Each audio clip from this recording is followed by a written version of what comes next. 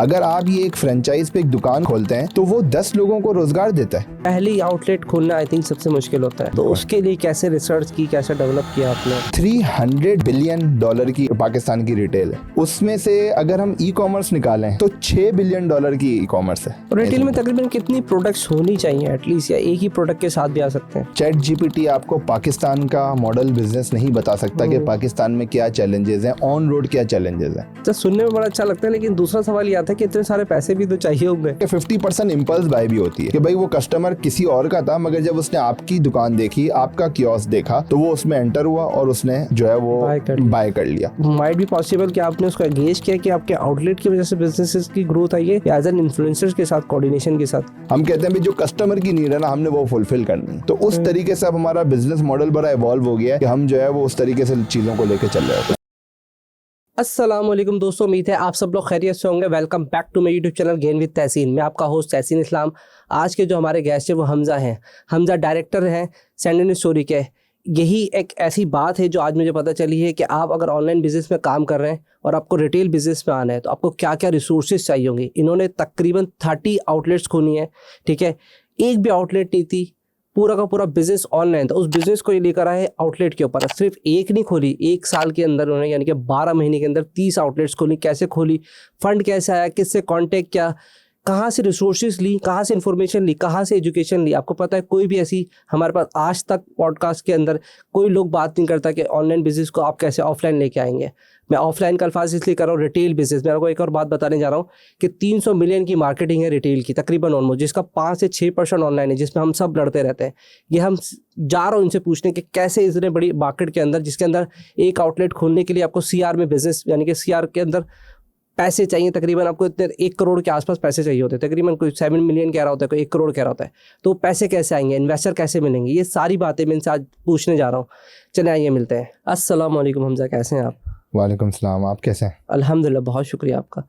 सवाल मेरा ये है कि थोड़ा सा अपनी जर्नी का बताइए, स्पेशली कवर कीजिएगा एरिया कि आप आउटलेट यानी कि रिटेल में लाने के लिए क्या स्ट्रेटजी की, आपने क्या रिसर्च की, और लोग कैसे आ सकते हैं रिटेल के अंदर, जो कि ख़ास तौर पे ई कॉमर्स में है, वो कैसे आ सकते हैं। बट बिफोर दैट क्या आप थोड़ा सा जर्नी डिस्कस करें and then we will dive in करेंगे उसके ऊपर हम मज़ीद। अच्छा, मैं यहाँ ऐड करूँगा, बेसिकली जो मेरा कोर बैकग्राउंड है वो ई कॉमर्स ही है। We had a startup named Symbios.pk। आप लोगों में से बहुत सारे लोगों ने इसका नाम सुना होगा। It was the one of the first e commerce mega store in Pakistan, और जो है ये it was founded by my brother Saad Jangla. तो उसमें ही मेरी ई कॉमर्स की जर्नी उनके साथ शुरू हुई, और इसके बाद 2018 में Symbios.pk was सक्सेसफुली एक्वायर्ड। तो वो किसने एक्वायर्ड करी थी? सॉरी, बुल आइज एक कंपनी है, उसने Symbios को एक्वायर किया था। और इट वाज मतलब वन ऑफ द फर्स्ट जो मेगा स्टोर जो है वो एक्वायर हुआ पाकिस्तान में, उसमें Symbios का नाम आता है।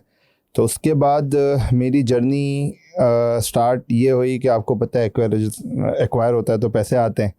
तो कुछ पैसे जो है, मेरी आदत नहीं है कि मैं जो है ना वो प्लॉट्स में इन्वेस्ट करूं और इस तरीके से करूं। तो मैंने अपने पैसों के 2 हिस्से किए। एक हिस्सा मैंने इंटरनेशनल ई कॉमर्स में लगाया, जिसमें मैंने Amazon US पे लॉन्चेस करी, और एक हिस्सा मैंने यहाँ जो पाकिस्तान के बिज़नेस हैं, फ्रेंचाइजिंग बिज़नेस जो है वो मुझे बड़ा अच्छा लगता था, जिसमें मेरे पास कुछ रेस्टोरेंट्स की फ्रेंचाइजेज मैंने ली। बड़े बड़े नाम हैं उसमें, OPTP है, रेड एप्पल है, और OD डोनट जो है उसमें हमने इन्वेस्ट किया। तो वहाँ से मेरी ये रिटेल की जो है ना जर्नी स्टार्ट हुई कि मैं जब फ्रेंचाइजिंग एंड रिटेल बोथ मैं ये कहूँगा, तो ये स्टार्ट हुआ। तो उसमें मैंने बहुत सारी चीज़ें सीखी। और फिर जब सेंस एंड स्टोरीज़ की अगर हम बात करें, जो कि आप ये देखते हैं कि वो उसकी जर्नी, जब मैं इस बिज़नेस में था तो साथ मेरे पास वो फ्रेंचाइजिंग का हमारा डिस्कशन उनसे रहता था। तो फिर कुछ एग्जिस्टिंग प्रॉब्लम्स हमने देखे रिटेल में और फ्रेंचाइजिंग बिजनेस में पाकिस्तान में, उनको आइडेंटिफाई किया कि जो इन्वेस्टर्स को प्रॉब्लम है, जैसे मैंने बहुत कुछ ब्रांड्स हैं जिनमें मैंने बहुत ज़्यादा इन्वेस्टमेंट करी, तो वो उस हिसाब का ROI नहीं दे पाए। तो अब फिर ये प्रॉब्लम आइडेंटिफाई करके साद से इस पे डिस्कशन की बात करें या नहीं, Saad Afridi, Scents and Stories, founder Scents and Stories. मुझे लगा साद जो है ना आजकल वो इतना ज्यादा आता है, वो भी कुछ इस तरह के फ्रेंचाइजिंग कर रहा है, मुझे लगा शायद उसकी बात कर। हाँ, वो फ्रेंचाइजिंग, उसके साथ भी काम चल रहा है मेरा, साद लाकी के साथ। Saad Laki is a very dear friend, और उनके साथ भी उनकी जो चीना ट्रेडर्स की अब इंशाल्लाह आप देखेंगे शायद नई लोकेशन आ रही है, तो उस पर भी काम चल रहा है उनके साथ। और मैं बात कर रहा हूँ साद आफरीदी की, क्योंकि आप पास की बात कर रहे हैं, फ्यूचर की बात नहीं कर रहे हैं। हाँ, Saad Afridi is the founder of Scents and Stories. उसके साथ फिर जो है हमारा अल्हम्दुलिल्लाह एक अच्छा ये रिटेल का जो इसका पार्ट है वो मैं ही लीड कर रहा हूँ, और अल्हम्दुलिल्लाह बहुत अच्छी जर्नी रही। तो बस ये एक छोटा सा इंट्रोडक्शन रहा। हमने एक साल में we have open 30 outlets, Pakistan के मेजर हर छोटे बड़े शहरों में हमारी आउटलेट है। तो सुनने में बड़ा अच्छा लगता है, लेकिन दूसरा सवाल ये आता है कि इतने सारे पैसे भी तो चाहिए होंगे। ये बहुत अच्छा सवाल किया आपने कि देयर इज, यहाँ आती है फ्रेंचाइजिंग। तो फ्रेंचाइजिंग देखें, इन्वेस्टमेंट रेस के तरीके हैं। या तो बाहर मुल्कों में हम देखते हैं कि जी लोन बहुत इजी होता है और बहुत कम परसेंटेज पे मिल जाता है। मगर अगर हम यहाँ देखें कि आज से 1 साल पहले जब हमने ये जर्नी शुरू की थी तो काइबोर जो है 22 था। उस अमाउंट पे पैसे लेना, इतना तो प्रॉफिट मार्जिन हाँ कह सकते हैं, मगर उस पे लेना तो वो एक अंडरस्टैंडेबल। और फिर उसके बाद एक एंटरप्रेन्योर के लिए आज के दिन लोन लेना मुझे कहते हैं नियरली इम्पॉसिबल है। अब हमारे पास अगर हम देखें तो वी आर, साद भी और myself, we are from an humble background. कोई इस तरीके से नहीं है कि जी हमारे पास कुछ प्लॉट्स हों, चीज़ें हों जिसको बेस करके हम लोन लें। तो मैं ये समझता हूँ कि पैसे रेस करने का एक लोन है, एक इक्विटी बेस है। और तीसरा आ जाता है जो कि ज़्यादा इजी है कि फ्रेंचाइजिंग आप करें, आप इन्वेस्टर पकड़ें जो आपकी फ्रेंचाइज में, मतलब आप उसको एक बिजनेस प्लान दें एक आउटलेट का, और फिर उसमें जो है आप वो इन्वेस्टमेंट रेस, उस पर्टिकुलर शॉप के लिए हम इन्वेस्टमेंट रेस करें और फिर उसको फ्रेंचाइजिंग के तौर पे ले जाएं। तो ये फ्रेंचाइजिंग इन पाकिस्तान जो है वो एक अलग ही नज़रिया है। हम ये देखते हैं कि जी फ्रेंचाइजिंग जो है वो बड़े बड़े जो कंपनीज है सिर्फ उनके पास है, मासेस में जो लोग इन्वेस्ट करना चाहते हैं उनको मौका नहीं मिलता। ऐसा ही है। तो ये भी एक गैप आइडेंटिफाई किया हमने, और इसके लिए जो है मैं जो है वो लम्स में हम फ्रेंचाइजिंग इन पाकिस्तान, पहली बार ये कोर्स हुआ पूरे पाकिस्तान में। फ्रेंचाइजिंग का कॉन्सेप्ट सिर्फ 3-4 ब्रांड्स को ही लेके था कि जी वो मैकडॉनल्ड की फ्रेंचाइज होती है, KFC की होती है, बेसिकली अदर कंट्री की थी, उनको आप एक्वायर करते थे। हाँ, कंट्री टू कंट्री में OPTP मैं कहूँगा कि उसका एक अच्छा फ्रेंचाइजिंग सिस्टम रहा। रेड एप्पल का भी एक अच्छा है, मगर बात ये है कि ये अपॉर्चुनिटीज़ ओपनली अवेलेबल नहीं है मासेस में। तो हमने ये सोचा कि यार मासेस जो हैं हमारे, जो लोग पैसा लगाना चाहते हैं प्लॉट्स में, और इसमें आपने देखा होगा जी हर एक बंदे के पास बहरिया टाउन की फाइलें हैं, वो क्या काम दे रही हैं। अगर आप ये एक फ्रेंचाइज पे एक दुकान खोलते हैं तो वो 10 लोगों को रोज़गार देता है। तो एक ये भी सोच थी कि यार लोगों का एक इकोनॉमिक एक्टिविटी बढ़े। तो ये लोगों में उजागर करना कि यार अपने पैसे जो है वो सही जगह लगाएं जहां आपके भी रिटर्न हो, एक्चुअल बिजनेस सेंस भी आए आपके अंदर, और एक इकोनॉमिक एक्टिविटी भी हो। तो एक ये नीयत थी, उसके साथ जो है ये जर्नी शुरू हुई। तो अल्हम्दुलिल्लाह everything is in front of you right now कि किस तरीके से ये 1 साल की हमारी जर्नी रही है, और हमने 30 आउटलेट्स खोलनी है पूरे पाकिस्तान। पहली आउटलेट खोलना आई थिंक सबसे मुश्किल होता है, तो उसके लिए कैसे रिसर्च की, कैसे डेवलप किया आपने, और कहाँ से रिसोर्सेज हासिल की? क्योंकि सबसे मुश्किल काम जो, अब तो खैर शायद ChatGPT आगे आपको कोई ना कोई आइडिया देता, उस वक्त आपके पास ये भी नहीं था, तो आप अभी उसे ब्रेनस्टॉर्मिंग कर लेते। सबसे बड़ा उस वक्त जो, अगर 2 साल पुरानी बात करें, 1 साल पहले, तो आप ब्रेनस्टॉर्म करने के लिए ये काम करना है तो कैसे करेंगे? तो पहले तो प्रॉब्लम ये है ना कि बंदा कहाँ से ढूंढना है, किसके पास जाए, करना क्या है। देखें, मैं ये समझता हूँ कि इंडस्ट्री एक्सपर्ट्स के साथ जिन लोगों ने ये जर्नी तय कर ली है, ChatGPT आपको पाकिस्तान का मॉडल बिजनेस नहीं बता सकता कि पाकिस्तान में क्या चैलेंजेस हैं, ऑन रोड क्या चैलेंजेस हैं। हाँ वो चैलेंजेस तो नहीं हाँ, बता तो सकता। वो ये जर्नी इतनी इजी नहीं है।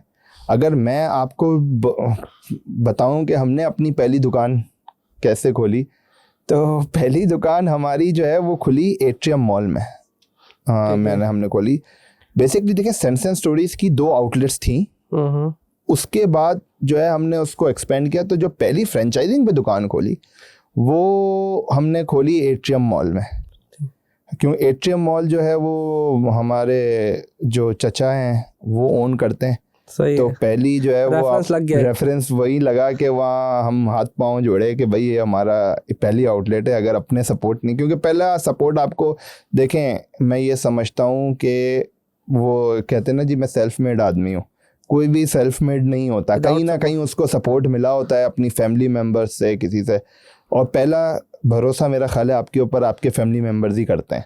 फ्रेंड्स और फैमिली मेंबर्स जो है जी। सबसे पहले आपको पैसे देंगे और सपोर्ट करेंगे। बिल्कुल ऐसा ही है। तो मैं वैसे यहाँ ग्रेटिट्यूड भी देना चाहूँगा कि मेरी फैमिली, मेरे फ्रेंड्स ने बहुत मुझे सपोर्ट किया है।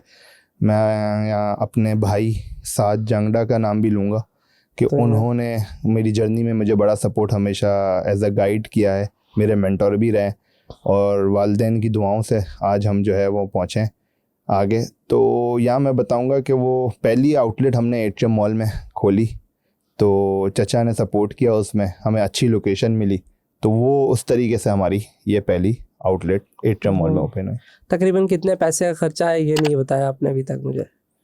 कि अगर कोई इंसान है ना, जैसे भी बहुत सारे लोग हैं, एक बंदा कोशिश करता है कि यार मैं एक फ्रेंचाइज मॉडल खोलूँ, या फिर वो एक छोटा मोटा कोई स्टार्टअप करके अगर स्टार्ट कर भी लेता, ऑनलाइन के ऊपर आना तो शायद थोड़ा आसान होता, लेकिन फिजिकली में उसके दिमाग में आता है कि यार एक बूथ भी लेता हूँ मैं, अगर एक कोई छोटा सा पार्ट भी लेता हूँ तो मुझे कितने पैसे, कियोस्क जिसको कहते हैं। तो वो अच्छा, क्या एक और भी सिस्टम होता है कि वो शॉप पे भी कुछ रखवा देते हैं, शॉप एंड शॉप, उसको कहते हैं शॉप एंड शॉप कॉन्सेप्ट। अच्छा देखें, ये इंडस्ट्री टू इंडस्ट्री वेरी करता है। सही है। ठीक है। अब अगर आप अभी हम परफ्यूम की बात करते हैं, मुझे तो ऐसा लगता है सारे परफ्यूम बेच रहे हैं, तो उनके लिए आसानी हो जाएगी ना। मुझे पता नहीं क्यों ऐसा फील आ रहा है कि 4-5 लोग कनेक्ट हुए हैं ऐसे, जो कि हर कोई परफ्यूम ही बेच रहा है। हाँ, ये ऐसे है कि ये तो ट्रेंड हाई हुआ है, समझें कि वो सेंस एंड स्टोरीज ने हवा चला दी है। और मगर मैं ये कहूँगा कि ठीक है, मैं अगर आपको परफ्यूम रिलेटेड बात करूँ, हम उसको इसी इंडस्ट्री को ले लेते हैं, तो मुझे ये लगता है कि आपकी, अच्छा मॉल टू मॉल वेरी करता है। मैं समझता हूँ कि 5 to 7 मिलियन के अराउंड एक कियोस्क जो है, अगर एक हम 10 by 10 की जो है वो, जिसमें इन्वेंट्री कॉस्ट नहीं है, अभी ये सेटअप कॉस्ट है, फिर रेंट्स होते हैं, कुछ एडवांस होते हैं, चीज़ें दूसरी चीज़ें होती हैं, तो मैं समझता हूँ 5 to 7 मिलियन एक इंसान को परफ्यूम रिलेटेड। और फिर ये इंडस्ट्री टू इंडस्ट्री वेरी करता है। मैं फिर ये बोलूँगा कि अगर आप भाई, एक अभी मेरे पास साहब आए जी, मेरे बेल्ट्स का बिजनेस है, तो वो उसका जो है कैपेक्स इसको कहते हैं कि वो नीचे आ जाएगा। फिर कोई फैशन प्रोडक्ट है तो फैशन के लिए तो वो ज़्यादा बढ़ जाएगा, मैं कहूँगा 1 CR प्लस जो है वो चला जाएगा। तो बेसिकली हमारे पास 3 तरीके होते हैं। एक तो हम शॉप टू शॉप कर सकते हैं, जैसे अगर बड़े बड़े मॉल हैं तो उसमें हमने रखवा दी, कोई बड़ी शॉप्स पे रखवा दिया, कियोस्क कर सकते हैं। थर्ड फिर शॉप खोल सकते हैं। तो आपने आई थिंक शॉप खोला है, तो फिर उसके लिए ज़्यादा बजट चाहिए। हाँ, हमने देखें हमारा 60-40 का स्प्लिट है। 60% जो है हमारे कियोस्क हैं मॉल्स में, और तो आपने कियोस्क ही खोले हैं? हाँ, 60% पहले स्टार्टिंग में क्या कियोस्क खोला था या शॉप खोला? अभी तो शॉप से ना, आपकी डायरेक्ट शॉप्स भी हैं, यही कह रहा हूँ ना, स्प्लिट 60-40 का। 40% शॉप्स हैं, 60% कियोस्क हैं। अच्छा, शुरू में जो हमने पहली 2 दुकानें खोली ना, वो एक शॉप खोली, एक कियोस्क खोला। ठीक है। और जो है वो, तो शॉप का इन्वेस्टमेंट डिफरेंट है।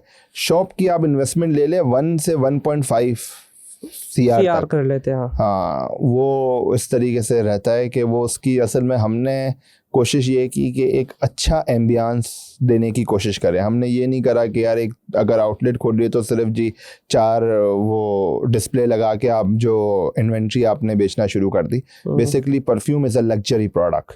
आप इट्स ये फ़र्क नहीं पड़ता कि if you are selling to masses, everybody needs a good ambience to shop. तो वो हमने कोशिश की है कि एक इस इंडस्ट्री में एक ऐसा कॉन्सेप्ट लाया जाए कि परफ्यूम भी एक सेपरेट इंडस्ट्री है, उसको भी ख़रीदने लोग सिर्फ परफ्यूम रिलेटेड उसमें आए, मतलब शॉप में। ऐसा नहीं कि भैया बहुत सारे ब्रांड्स है, कोई कपड़े भी बेच रहा है, फिर उसका एक बाय प्रोडक्ट है भाई जी कपड़ा खरीदने आएगा तो चले 20% की हम परफ्यूम की भी सेल करेंगे। नहीं, ऐसा नहीं है। परफ्यूम एक अलग एक इंडस्ट्री है जिसको अलग है, टारगेट किया जा सकता है। और ये लग्जरी में आता है, बहुत अच्छा लग्जरी बोला कि, और ये लोग हम समझते हैं कि शायद ये ऐसी परफ्यूम नीड्स में नहीं आता, ये लग्जरी में आता है। बिल्कुल ऐसा ही है। अच्छा, इसमें अगर वैसे आपने बोला कि 7 मिलियन के आसपास क्योस में चला जाएगा, सीआर में चला जाएगा, स्टार्टिंग में फंड रेट्स आपने अपने नेबर एरिया से करा, लेकिन उसके बाद जो 30 लोग आए, जो 40 लोग आए, वो फिर कैसे आ गए इतने सारे लोग? फिर क्या वो एक और इसमें मुझे इंटरेस्ट लगता है, इंटरेस्ट ऑफ कॉन्फ्लिक्ट भी लगता है, जिसमें आपका इन्फ्लुएंसर्स के साथ बहुत ज़्यादा था। तो आपके तकरीबन कोई 300-400 तो इन्फ्लुएंसर के साथ कोऑर्डिनेशन था, तो उसकी वजह से तो दो चीज़ों को एक साथ लेके बूम अप तो नहीं हुआ? नहीं, देखें मैं ज़रा वापस से समझना चाहूँगा क्वेश्चन। ये आपने आउटलेट्स की बात हाँ, की मैं है? 2 सवाल एक साथ किया आपके साथ, 2 सवाल हैं। 30 आउटलेट्स। देखिए, आपने एक आउटलेट खोली, अभी तक हमारा डिस्कशन जो चल रहा था उसमें हमने आउटलेट खोली, एंड देन आपने कियोस्क भी खोला, आउटलेट भी खोले। लेकिन अगर मैं थोड़ा सा हिस्टोरिकल डेटा देख रहा हूँ, उसमें हमने इन्फ्लुएंसर्स के साथ बड़े कोऑर्डिनेशंस किए हैं। तो व्हाट एग्जैक्टली यू डिड, कि माइट बी पॉसिबल कि आपने उसको एंगेज किया कि आपके आउटलेट की वजह से बिजनेसेस की ग्रोथ आई है, या एज एन इन्फ्लुएंसर्स के साथ कोऑर्डिनेशन के साथ? क्योंकि 2 चीज़ें एक साथ हैं। ये 2 सेपरेट अरीना है। हाँ, मैं ये समझूंगा इन्फ्लुएंसर्स भी एक आपको गेन देते हैं सेल्स में। अच्छा, रिटेल जो है ना वो एक अलग मार्केट सेगमेंट है, ठीक है। वो जो हमारा ई कॉमर्स का कस्टमर है, मैं अक्सर बिजनेस को ये सलाह देता हूँ जो ई कॉमर्स बेस्ड बिजनेस है, कि देखें रिटेल, बहुत सारे लोग ये समझते हैं जी रिटेल हमारे ऑनलाइन का चंक ले जाएगा एज अ बिजनेस, हाँ, मगर रिटेल की एक अपनी मार्केट है, ठीक है। रिटेल का एक कस्टमर है, अलग बेस्ड है, जो ऑनलाइन में अवेलेबल नहीं है, ऑनलाइन भी अवेलेबल नहीं, जो कहता है मैं फील करूं। और आज के दिन भी अगर मैं छोटा सा आपको फैक्ट्स बताऊं, $300 बिलियन की इंडस्ट्री पाकिस्तान की रिटेल है, ठीक है। उसमें से अगर हम ई कॉमर्स निकालें तो $6 बिलियन की ई कॉमर्स है। ये अगर मैं स्टार्ट 2023 के एंड तक का डेटा है ये, तो मेरा ख्याल है कोई 10-12% की ग्रोथ आ गई होगी। तो अगर आप ये देखें कि मेजर पार्ट जो है ना वो आज भी रिटेल है। तो रिटेल जो है वो, अच्छा, अब रिटेल की जो एक्सपेंशन है वो एक एग्जिस्टिंग कस्टमर बेस है, जो मैं कहूँगा 95% कस्टमर बेस है, जो मॉल्स में और ज़्यादातर जो फुटफॉल वाले एरियाज़ होते हैं वहाँ घूम रहा होता है। और वो इसमें से मैं 50-50 दूंगा कि 50% इम्पल्स बाय भी होती है, कि भाई वो कस्टमर किसी और का था, मगर जब उसने आपकी दुकान देखी, आपका कियोस्क देखा, तो वो उसमें एंटर हुआ और उसने जो है वो बाय कर लिया। तो ये है कि रिटेल जो है ई कॉमर्स बिजनेस को आज के दिन मैं अपने जितने भी मेरे फेलो एंटरप्रेन्योर्स हैं मैं उनको यही सलाह देता हूँ कि अगर आपका ई कॉमर्स का बिजनेस सेटल हो गया है and you are looking for a growth, तो the next step you should take step into retail, ठीक है। तो ये एक मैं समझूंगा कि अच्छा, फिर इसके बाद जो आपने दूसरा सवाल किया कि देखें इन्फ्लुएंसर्स एक लिमिट तक आपका बिजनेस एक्सपेंड कर सकते हैं, फिर वो प्रोडक्ट की अवेलेबिलिटी, तो ये एक 360 इफेक्ट देता है कि अगर इन्फ्लुएंसर्स ने कोई मार्केटिंग करी तो आपकी अब वो ऑनलाइन भी ख़रीद सकता है, मगर जब वो किसी मॉल जा रहा है, वो आपका आउटलेट देख रहा है, तो उसको याद आया भाई फ़लाने इन्फ्लुएंसर ने यार बताया था सैमसंग स्टोरीज के बाद, चलो ज़रा चेक तो कर लूँ। वो ई कॉमर्स पे बाय करते हुए ज़रा सा देख रहा होता है कि यार शायद ये इन्फ्लुएंसर्स पेड होते हैं, तो वो कुछ भी जो उनको बोला जाता है वो कहते हैं। मगर जब वो एक रिटेल आउटलेट देखते हैं ना, कहते हैं यार ये एक ब्रांड था जिसकी मैंने कंटेंट देखा था और अब ये जो है फिजिकली अवेलेबल है। तो जब वो फिजिकल प्रोडक्ट को टच एंड फील करते हैं, उसकी फील देखते हैं, तो एक वो अलग ही उस पर ट्रस्ट आता है ब्रांड पे, और उसकी कन्वर्जन और हाई हो जाती है, ऑनलाइन भी और ऑफलाइन भी। नहीं, डेफिनेटली सी बात है, क्योंकि अभी तक हम लोग का जो माइंडसेट है वो यही है कि यार पहले चेक तो कर लें, देख तो लें। तो फिर एक तो परफ्यूम को वैसे भी अगर मेरा नहीं ख्याल कि ऑनलाइन कोई पढ़कर ऑर्डर कर देगा, डेफिनेटली कर सकता है, लेकिन वो जब तक फील नहीं कर सकता, उसको महसूस नहीं सर, यहाँ जो है ना ऑनलाइन है, मैं क्रेडिट देता हूँ साद अफरीदी को कि इसने परफ्यूम इंडस्ट्री को ना डिस्टर्ब कर दिया है पाकिस्तान की, कि मैं खुद भी नहीं सोच सकता। मगर जो ऑनलाइन पे सेल हमारी अल्हम्दुलिल्लाह आ रही होती हैं, और वो एक चैनल जो हमारा चला है, तो ऑनलाइन भी हो रहा है, मगर इस बिजनेस को मल्टीपल एक्स ग्रोथ रिटेल ने दे दी। अब क्या होता है हमारे यहाँ, देखें एक कल्चर है यार, वो हमारे यहाँ हम ना हर कोई समझता है, एक तबका है जो कहता है जी ऑनलाइन फ्रॉड है। हाँ, उस तबके को आप टारगेट ऑनलाइन के थ्रू नहीं कर सकते, ठीक है। जितना आप उसको ऐड दिखा लें, जितना सब कुछ कर लें, वो उसने वही करना है जी, फ्रॉड है। अच्छा, जब वो आप उसको ऑनलाइन टारगेट करो, वो कस्टमर सोशल मीडिया पे अवेलेबल है, वो देख रहा हो, कहता है यार ऑनलाइन छोड़ो। मगर जब वो एक ऑनलाइन हमने टारगेट किया, उसने वहाँ कन्वर्जन नहीं आई। मगर जब वो अगले दिन मॉल गया, भाई वो डॉल्मेन मॉल तारिक रोड गया, उसने देखा यार सेंसेस स्टोरीज तो यार डॉल्मेन मॉल में, तो वो उसकी वहाँ से कन्वर्जन हुई। उसने एक प्रोडक्ट लिया, उसने चेक किया, उसको पसंद आया, फिर वो नेक्स्ट ऑर्डर ऑनलाइन पे करेगा।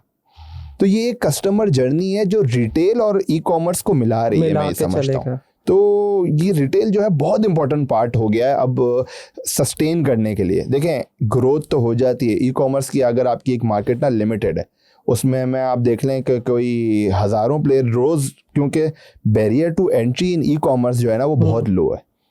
हम देखेंगे जी, वो एक शॉपिफाई का आपने स्टोर बनाया और जो है वो स्टार्ट हो गया बिजनेस, और रिटेल की बैरियर टू एंट्री जो है वो बहुत हाई, बहुत ही ज़्यादा, बहुत ही ज़्यादा पैसे चाहिए। हाँ, और मैं ये जो ना, अगर कोई बिजनेस स्टार्ट कर रहे हैं लोग, तो मैं उनको ये नहीं मशवरा दूंगा कि आप पहले ही रिटेल पे जाएं। पहले आप अपना बिजनेस ई कॉमर्स पे स्टार्ट करें, ई कॉमर्स पे स्टार्ट करें। देखें जब बिजनेस में आते हैं ना, बहुत सारे चैलेंजेस आते हैं, supply chain, marketing, performance marketing, overall marketing को समझना, प्रोडक्ट मार्केट फिट के एक्चुअली क्या ये प्रोडक्ट जो हम लेके आ रहे हैं वो एक्चुअली लोगों को समझ में आ रही है, नहीं आ रही। तो रिटेल पे आप दुकान खोल के बैठ जाएंगे, इतना एक्सपेंस कर लेंगे, पता चला प्रोडक्ट ही कस्टमर को नहीं समझ में आ रहा, तो वहाँ बिजनेस फेल हो जाएगा। तो मैं ये समझता हूँ the right journey for entrepreneur जो अपना बिजनेस स्टार्ट करना चाहते हैं, वो ई कॉमर्स से स्टार्ट करें और गोल बनाएं कि जी हमें 2 साल में अपने सारे एग्जिस्टिंग चैलेंजेस को ओवरकम करते हुए एक अच्छी प्रोडक्ट के साथ रिटेल में एंटर होना है, ताकि रिटेल में जब आप एक्सपीरियंस के साथ एंटर होंगे तो वो एकदम से बिजनेस क्लिक कर जाएगा। और रिटेल में तकरीबन कितनी प्रोडक्ट्स होनी चाहिए एटलीस्ट, या एक ही प्रोडक्ट के साथ भी आ सकते हैं? ये बहुत इम्पोर्टेंट क्वेश्चन, बहुत अच्छा क्वेश्चन मैं समझूंगा कि आपने किया। देखें रिटेल के मार्केट डायनामिक्स बिल्कुल सेपरेट है, ठीक है। ई कॉमर्स में आप क्या होता है जी, आपने आज कराची, हाँ, आज आपने आज एक सेगमेंट को टारगेट कर लिया, फिर दूसरे सेगमेंट को टारगेट कर लिया, फिर तीसरे सेगमेंट को टारगेट कर लिया, फिर चौथे सेगमेंट को टारगेट कर लिया।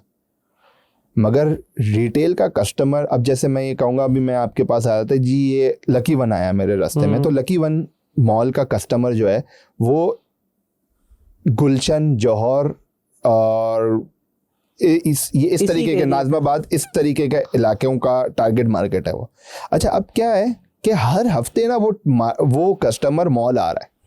ये ऐसा नहीं है, वो हर 15 दिन में ज़रूर आएगा। अगर किसी का बच्चा है तो वो उसको वंडरलैंड में खेलने के लिए लाएगा, तो वो आते जा रहा है। अच्छा, अब रिटेल में ना उसको प्रोडक्ट की वैरायटी चाहिए। It's very important in retail to have a variety. अब क्या है कि जब आपके स्टोर में वो कस्टमर आएगा ना, अगर हम देखें भाई ऑनलाइन पे, ई कॉमर्स पे आपके स्टोर पे आएगा, वो बस जल्दी जल्दी चेक करेगा भाई क्या है क्या नहीं, बस चला जाएगा। मगर रिटेल में आपका कस्टमर आपके स्टोर में रहता है 10-15 मिनट। वो अगर आपके सेल्समैन को देखेगा, उससे बात करेगा, आपके प्रोडक्ट्स देखेगा, तो मुझे लगता है कि variety is a very important part of retail, और bringing new things time to time. ऐसा नहीं हो सकता, ई कॉमर्स में ऐसा ही हो सकता है कि आपने जी 10 प्रोडक्ट्स के साथ शुरू किया, 4 साल तक आप वही पीटते रहे। इतनी बड़ी आवाम है, सारी चीज़ें, उसको अलग अलग सेगमेंट को टारगेट करते हुए वही प्रोडक्ट बेचते रहे। मगर रिटेल में ऐसा नहीं है। रिटेल में you have to bring new things, you have to keep changing. और यहाँ तक कि मैं आपको ये भी बताऊँ कि हमने इतनी बड़ी इन्वेस्टमेंट्स की थी अपने बिजनेस सेंसेस स्टोरीज़ में, कियोस्क बनाने में। शुरू में 1 साल के अंदर अब हम कोशिश कर रहे हैं कि उन सारे कियोस्क और शॉप्स को जो है ना न्यू एम्बियंस दें, नए तरीके से बना रहे हैं, ताकि कस्टमर को चेंज फील हो। आज का दिन जो कस्टमर है वो दे नीड क्विक, हर चीज़ जल्दी उनको चेंज चाहिए और नई नई चीज़ें चाहिए। अगर हमने ये स्ट्रेटेजी करी कि नहीं यार कस्टमर वही चल रहा है, उसको वही चीज़ें दिखाते रहो, अब वो ज़माना चला गया, आप एकदम से मार्केट से आउट हो जाएंगे और आपको पता भी नहीं चलेगा। तो अपडेटेड रहना है रिटेल में। Retail is a competitive market, brand आए जा रहे हैं और मार्केट्स की स्पेस लिमिटेड है। एक एस्टिमेटेड काउंट लगा सकते हैं कि इतने तो वेरिएशंस एटलीस्ट होनी चाहिए?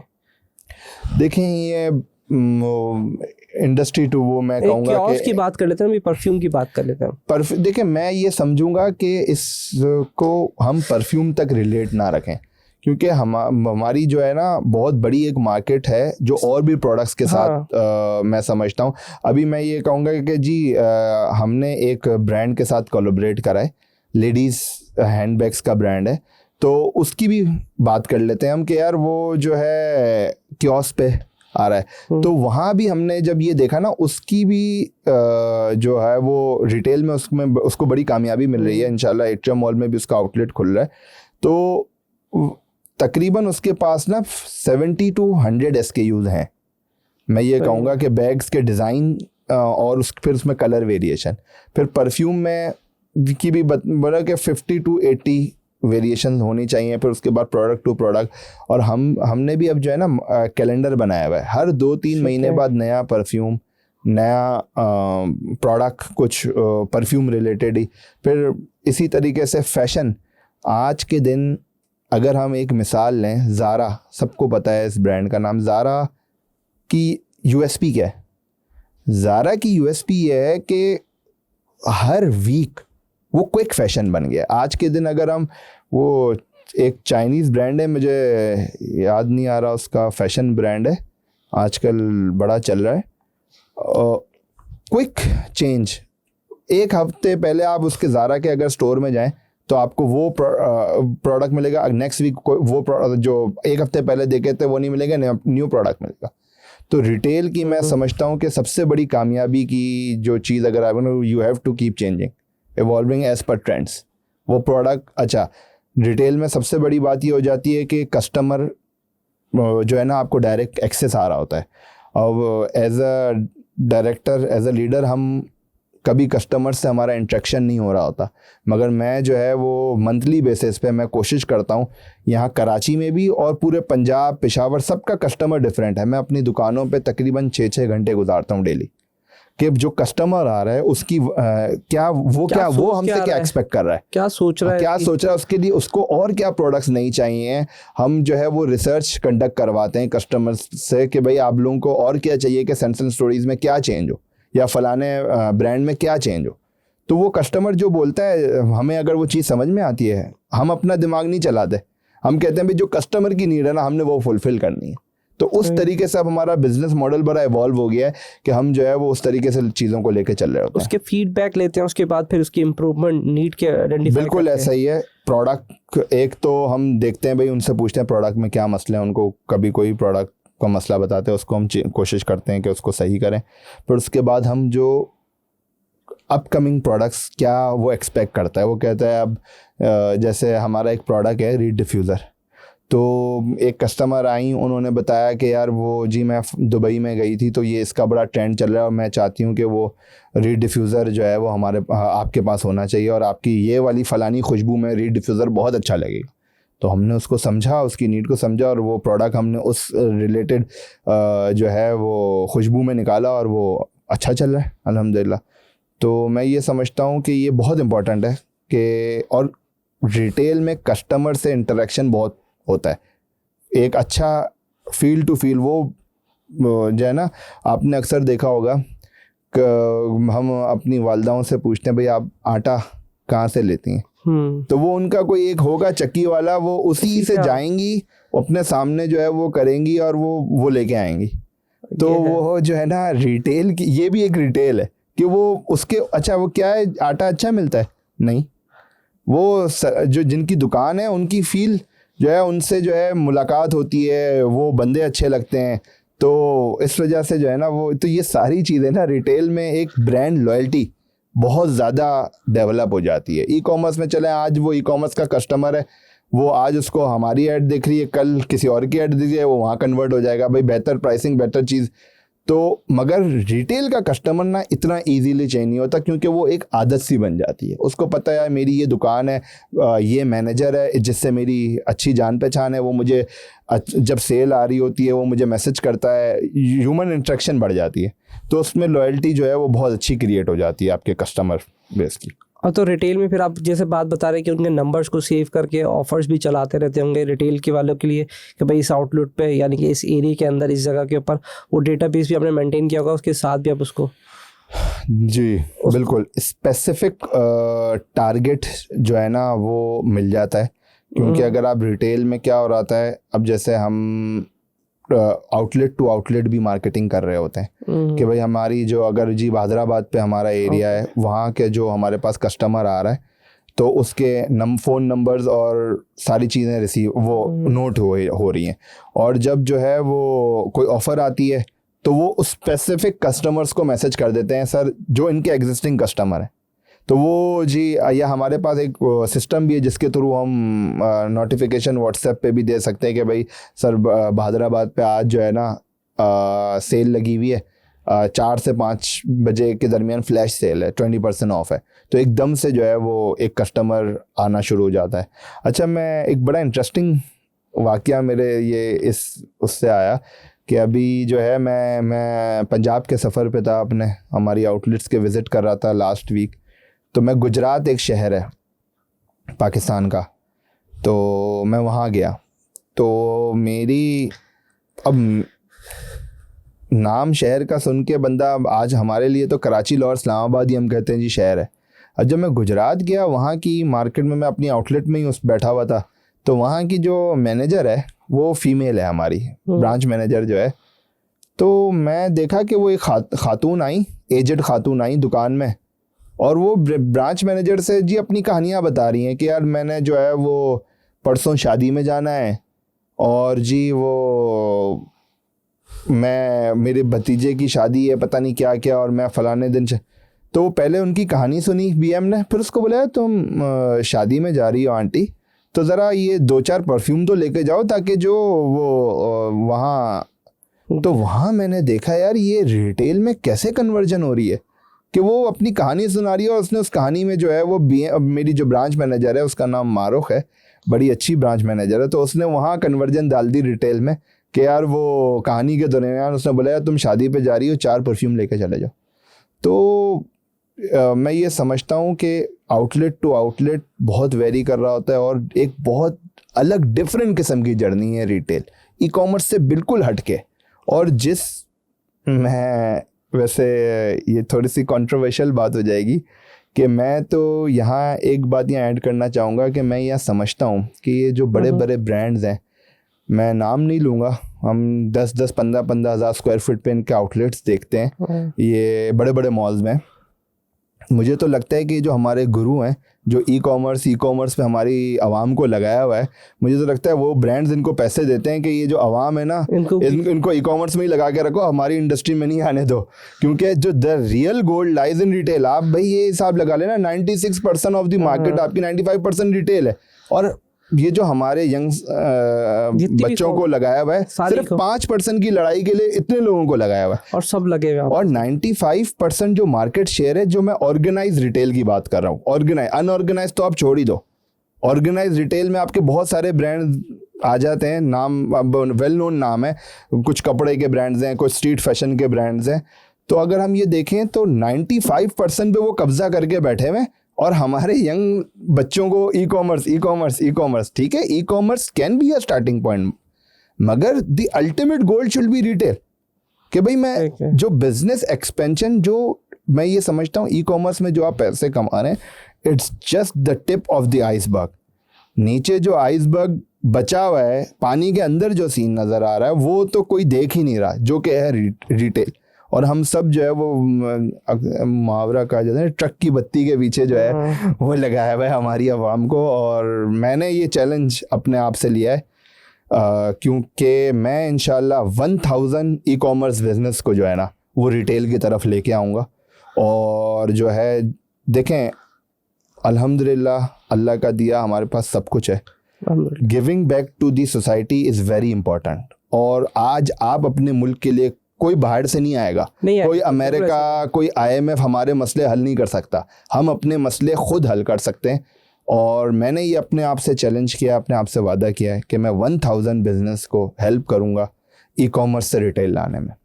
नहीं, ये तो बहुत अच्छा आपका प्लान है, लेकिन सबसे बड़ा जो लोगों को मसला आता है ना, जो मुझे भी अभी तक, अगर मैं खुद भी सोचता हूँ कि यार अगर ऑनलाइन हम फिजिकली आ जाए, तो सबसे पहले जो खौफ आता है ना, वो जो है वो पैसे का है कि यार इतना बड़ा पैसा लेके आना।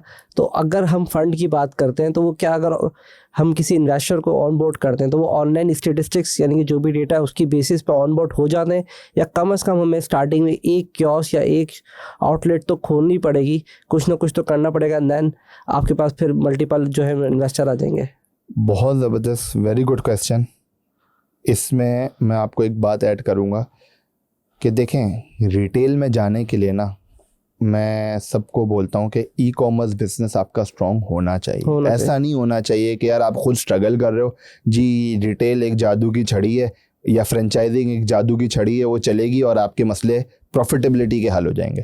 आपके पास प्रोडक्ट मार्केट फिट होना बहुत लाजमी है, एक कस्टमर डेटाबेस होना बहुत लाजमी है जो आपके प्रोडक्ट पे बिलीव करता हो, जो ख़रीदता हो। फिर सेकंड स्टेप आता है आपकी रिटेल। अच्छा, मैं ये मशवरा दूंगा कि आपको जो है एक तो एग्जिस्टिंग एक आध आउटलेट होनी चाहिए। सेंस एंड स्टोरीज़ का भी अगर मैं देखूँ ना, तो रिटेल की दो आउटलेट्स थी, जिसमें वो ठीक है कोई ऑफिस के हेड ऑफिस के साथ थी, रिटेल चैनल था जिसमें वो ये देख रहा था। अच्छा, अब सेकंड पार्ट आ जाता है, आप एक आध दो आउटलेट खोल, जब यार एक बिज़नेस चल रहा है भाई 20-30 लाख रुपए तो वो निकाल ही सकता है यार, मार्केटिंग हो रही है, चीज़ें चल रही हैं। तो मैं ये समझता हूँ कि एक सही प्रोफेशनल हेल्प लेते हुए एक दो आउटलेट्स उसको खोल लेनी चाहिए। एक दो आउटलेट्स जब खुल गई, वो प्रॉफिटेबल हो गई, तो आपके पास जो है वो पैसा ऐसे आएगा जैसे शहद के छत्ते के पास मक्खी नहीं आती, मैं ये समझता हूँ। तो यहाँ इन्वेस्टर के पास मैं बहुत बड़ी अपॉर्चुनिटी देख रहा हूँ इस वक्त। Interest rate down by down हो जा रहा है और सिंगल डिजिट पे इंटरेस्ट रेट आने की आवाज़ है। अब पैसा लोग बैंक में तो रखने से रहे, अब पैसा आएगा बाहर आएगा। यही इकोनॉमिक इंडिकेटर्स होते हैं कि अब पैसा जो है वो रोलिंग में आएगा। अच्छा, अब ये बहुत बड़ी अपॉर्चुनिटी है कि जब लोगों का पैसा आएगा तो लोगों लगाएगा। तो यहाँ मैं ये कहूँगा कि ये हमारा और हम सब एंटरप्रेन्योर्स का ये फ़र्ज़ बनता है कि इन्वेस्टर के लिए right opportunity with the good ROI हम अपॉर्चुनिटी लेके आएँ। तो अगर आप एक अच्छी अपॉर्चुनिटी लेके आएंगे, मैं मान ही नहीं सकता कि किसी के पास अच्छा प्रोडक्ट है, अच्छा बिजनेस है और उसके पास पैसे लाने के एवेन्यू नहीं है। भाई मैं लाऊंगा पैसे, आप मुझे बताएं। मैं दूसरी बात यहाँ नबील को ऐड करूँगा, एग्जिट बेस के जो CEO हैं, भाई आप उनसे बात करें। वो कितने ब्रांड्स मेरे पास लेके आ रहे होते हैं कि यार जी ये, और वो हमारी सेंस एंड स्टोरीज़ की इनिशियल सक्सेस स्टोरी अगर मैं बोलूं तो एग्जिट बेस ने भी हमें जो है वो बड़ा सपोर्ट किया और नबील भाई ने भी हमारी फ्रेंचाइजिंग एग्जिट बेस के थ्रू बड़ी बेची। तो मैं ये समझता हूं कि देखें बहुत सारे वेज हैं। पैसा, मैं ये समझता हूं पैसा तो कोई प्रॉब्लम है ही नहीं भाई। अगर आपके पास पैसे की प्रॉब्लम है, आप मेरे पास आएँ, आपके पास प्रोडक्ट है, आपके पास सब कुछ है, आपका बिजनेस चल रहा है, पैसा तो कोई प्रॉब्लम ही नहीं है भाई। आपके पास बिजनेस मॉडल होना चाहिए। लोग आजकल रो रहे हैं, पैसे लेके हाथ में फिर रहे हैं, जिन्होंने बैरियर टाउन और डिफेंस DHA फेज़ 9 वगैरह में इन्वेस्टमेंट्स की हुई थी, आज वो इन्वेस्टमेंट कहाँ है? हम प्रॉपर्टी के हालात देख रहे हैं और मुझे नहीं लगता, ठीक है थोड़ा बहुत फिर चेंज आ सकता है, चल सकता है, मगर अब बहुत सारे लोग डर गए और वो अब दूसरे एवेन्यूज़ फाइंड करेंगे। और बिजनेस जो मुल्क बनते हैं ना, वो प्रॉपर्टी की प्राइसेस बढ़ने से नहीं होता। बिजनेस की ग्रोथ, फाइनेंशियल स्टेबिलिटी आपकी बिजनेस से आती है। लोगों को जॉब क्रिएशन, आप नियत करें।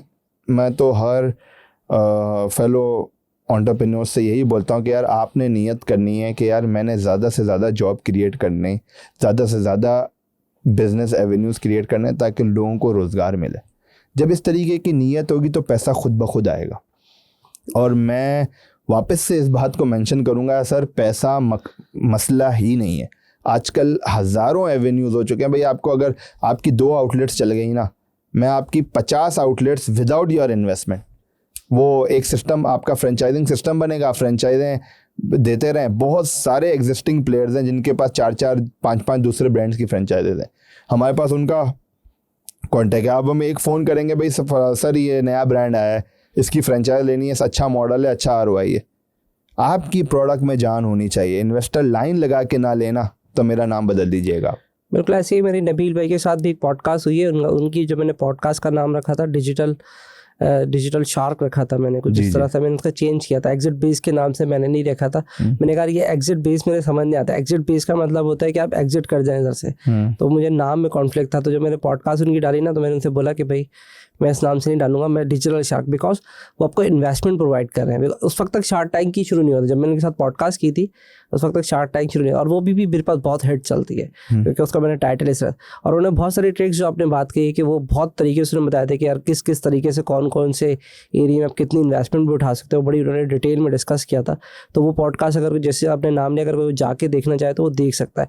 इसके अलावा मैं कहता हूँ बल्कि आपने भी अच्छी ऑप्शन किया है कि अब मेरे साथ अगर हो सकता है कि आपके पास नबील भाई रिप्लाई ना करें बिकॉज एक्टिविटीज़ होती है और तो अगर आप भी एक ऑप्शन आ गए उनके पास कि वो भी रिप्लाई करेंगे, वैसे तो वो करते हैं। मैंने उनको भी एक दफ़ा तो मैंने फजर में मैसेज किया उनको, तो तकरीबन 6:30-7 बजे में उठा, मुझे एक ख्याल आ रहा था उनसे। मैंने कहा बात करता हूँ यार नबील भाई ये करना है तो कैसे होगा। अरे 10 मिनट में रिप्लाई सुबह 6:30-7। मैंने कहा तो ये नमाज़ के लिए उठे हैं या तो मतलब वो रिप्लाई करते हैं।